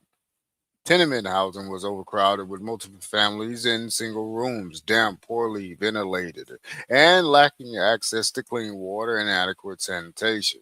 Again, such conditions facilitated human to human transmission of infectious diseases, especially those spread by lice or contaminated water. I'm going somewhere with all of this. Trust me, it's not for no reason. Poor sanitation and water quality. Open sewers, contaminated wells, and inadequate drainage exacerbated exposure to waterborne diseases like typhoid and cholera. Miasma theories initially dominated understanding of disease, but observation increasingly pointed to fifth and observation increasingly pointed to filth and water contamination as primary drivers. So again, somebody had to go there to teach them how to run water pipes. You just don't. Yeah, we're in the 1800s, and they don't know how to run water pipes the right way. They don't have flushing toilets like you think they got. They don't have the stuff that the Americans have still in the 1800s. Because again, why are they having famines and all of these disease spreading in Scotland and England and over in Ireland? So again, how are you motherfuckers going to conquer the world? And you can't conquer these diseases you're spreading amongst each other. Again, we got to make this shit make sense in order to understand, to overstand. All right, so we got cholera, cholera, cholera, outbreaks occurred notably in 1832, 1848 through 1849. Hey, that's when your boy said he caught the Wiscasset and came his ass over here. Remember 1848? So I'm just giving you of what was going on. A famine, a breakout was going on. What did they do during Corona? They put everybody back in the house, right? So if you're having big breakouts, and Andrew Carnegie said he got on a boat that day and came over here doing the breakout. Boy, y'all was being snatched up with high mortality in impoverished districts, industrial pollution. Okay, heavy industry released smoke and heavy industry released smoke and particulates that led to respiratory problems, including tuberculosis, bronchitis, and pneumonia. Children and malnutrition, malnourished populations were particularly vulnerable. So y'all having a lot of problems in Scotland right now. We got two people from Scotland and during the times of um, Scotland being this great place along with England. We got a lot of shit going on that makes this place not make makes this place such not a great place to me. Visually, if I'm looking at this, I'm not seeing people that left here to go conquer the world. They don't even have clean water on their own island, sir. Typhus. First significant outbreaks were recorded as early as 1812 through 1818. No. So I'm saying no. I'm saying their history don't match up to their history. With more mortality escalating rapidly among the working poor, spread primarily through lice infestation, clothing, and bedding in overcrowded tenements.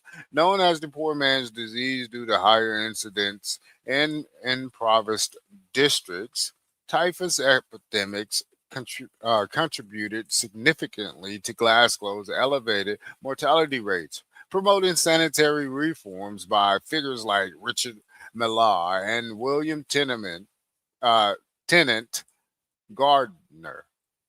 By the late 1880s, improved hygiene, better housing, and local public health legislation markedly reduced typhus. Why 1880s, huh?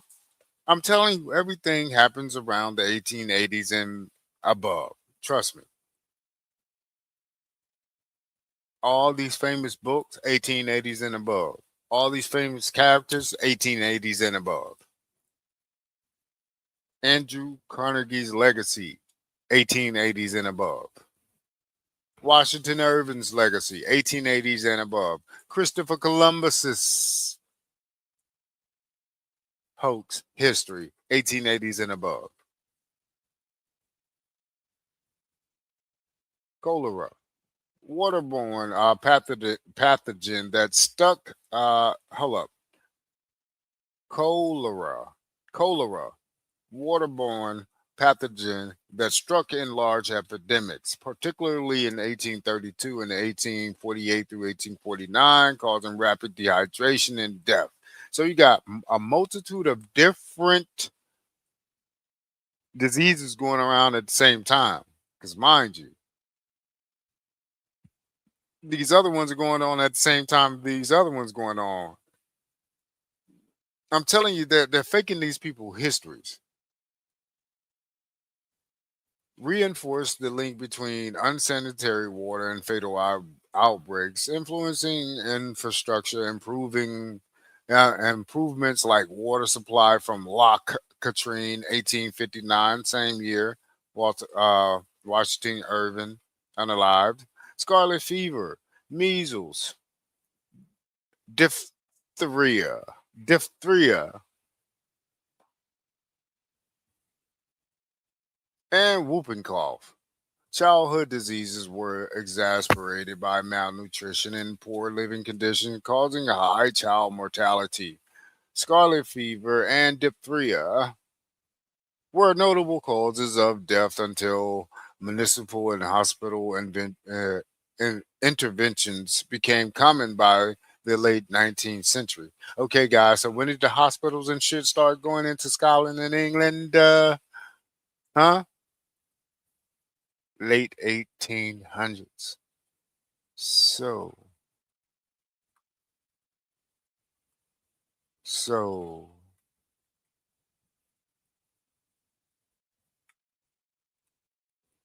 scarlet fever and diphtheria were notably causes of death until municipal and hospital interventions became common by the late 1800s. I'm gonna leave it at that. Y'all ain't got enough power to go conquer the world and just say you jumping on a ship and then you get here and conquer. No, no, no. You were snatched up and you were brought here. There was either that or die over there anyway. Tuberculosis, largely chronic and endemic. TB was significant killer. TB was a significant killer, particularly in damp tenements and poorly ventilated homes. Transmission was respiratory, facilitated by overcrowding and malnutrition. Bubonic plague, outbreak of the 1900s. Though largely associated with earlier pandemics, Glasgow experienced a small outbreak in 1900, likely human to human rather than via rats, concentrated in slum districts like Gorbals. Only 35 cases were recorded, with intensive public health interventions, including isolation, disinfection, and contact tracing. Again, we're just talking Glasgow right now because this is where Andrew Carnegie is from. We were talking about Washington Irving and where he's from. As you can see here, their histories are false to start off with. These people were going through famines. These people were worker class people all throughout Scotland. They're making up this history.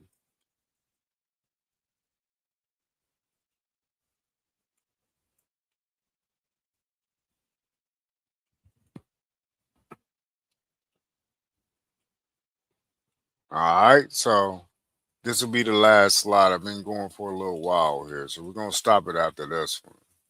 So we're just gonna learn about the oldest documented ship still surviving in Scotland is HMS Unicorn, a 46 gun frigate launched in 1824, preserved in Dundee as a museum ship. So that's not even a ship because we don't know if it was on actually in the waters. So the only ship y'all got is at the damn museum. So we know right out back, Scotland wasn't building ships. We off rip, Scotland did not build a motherfucking ship. So that Wiscasset that brought him to the Americas was not made in the United Kingdoms. Off rip.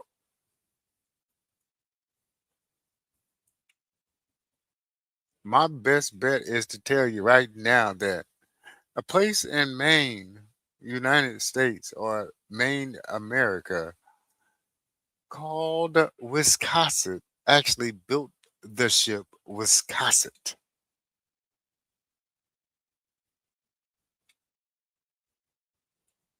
Let's go on.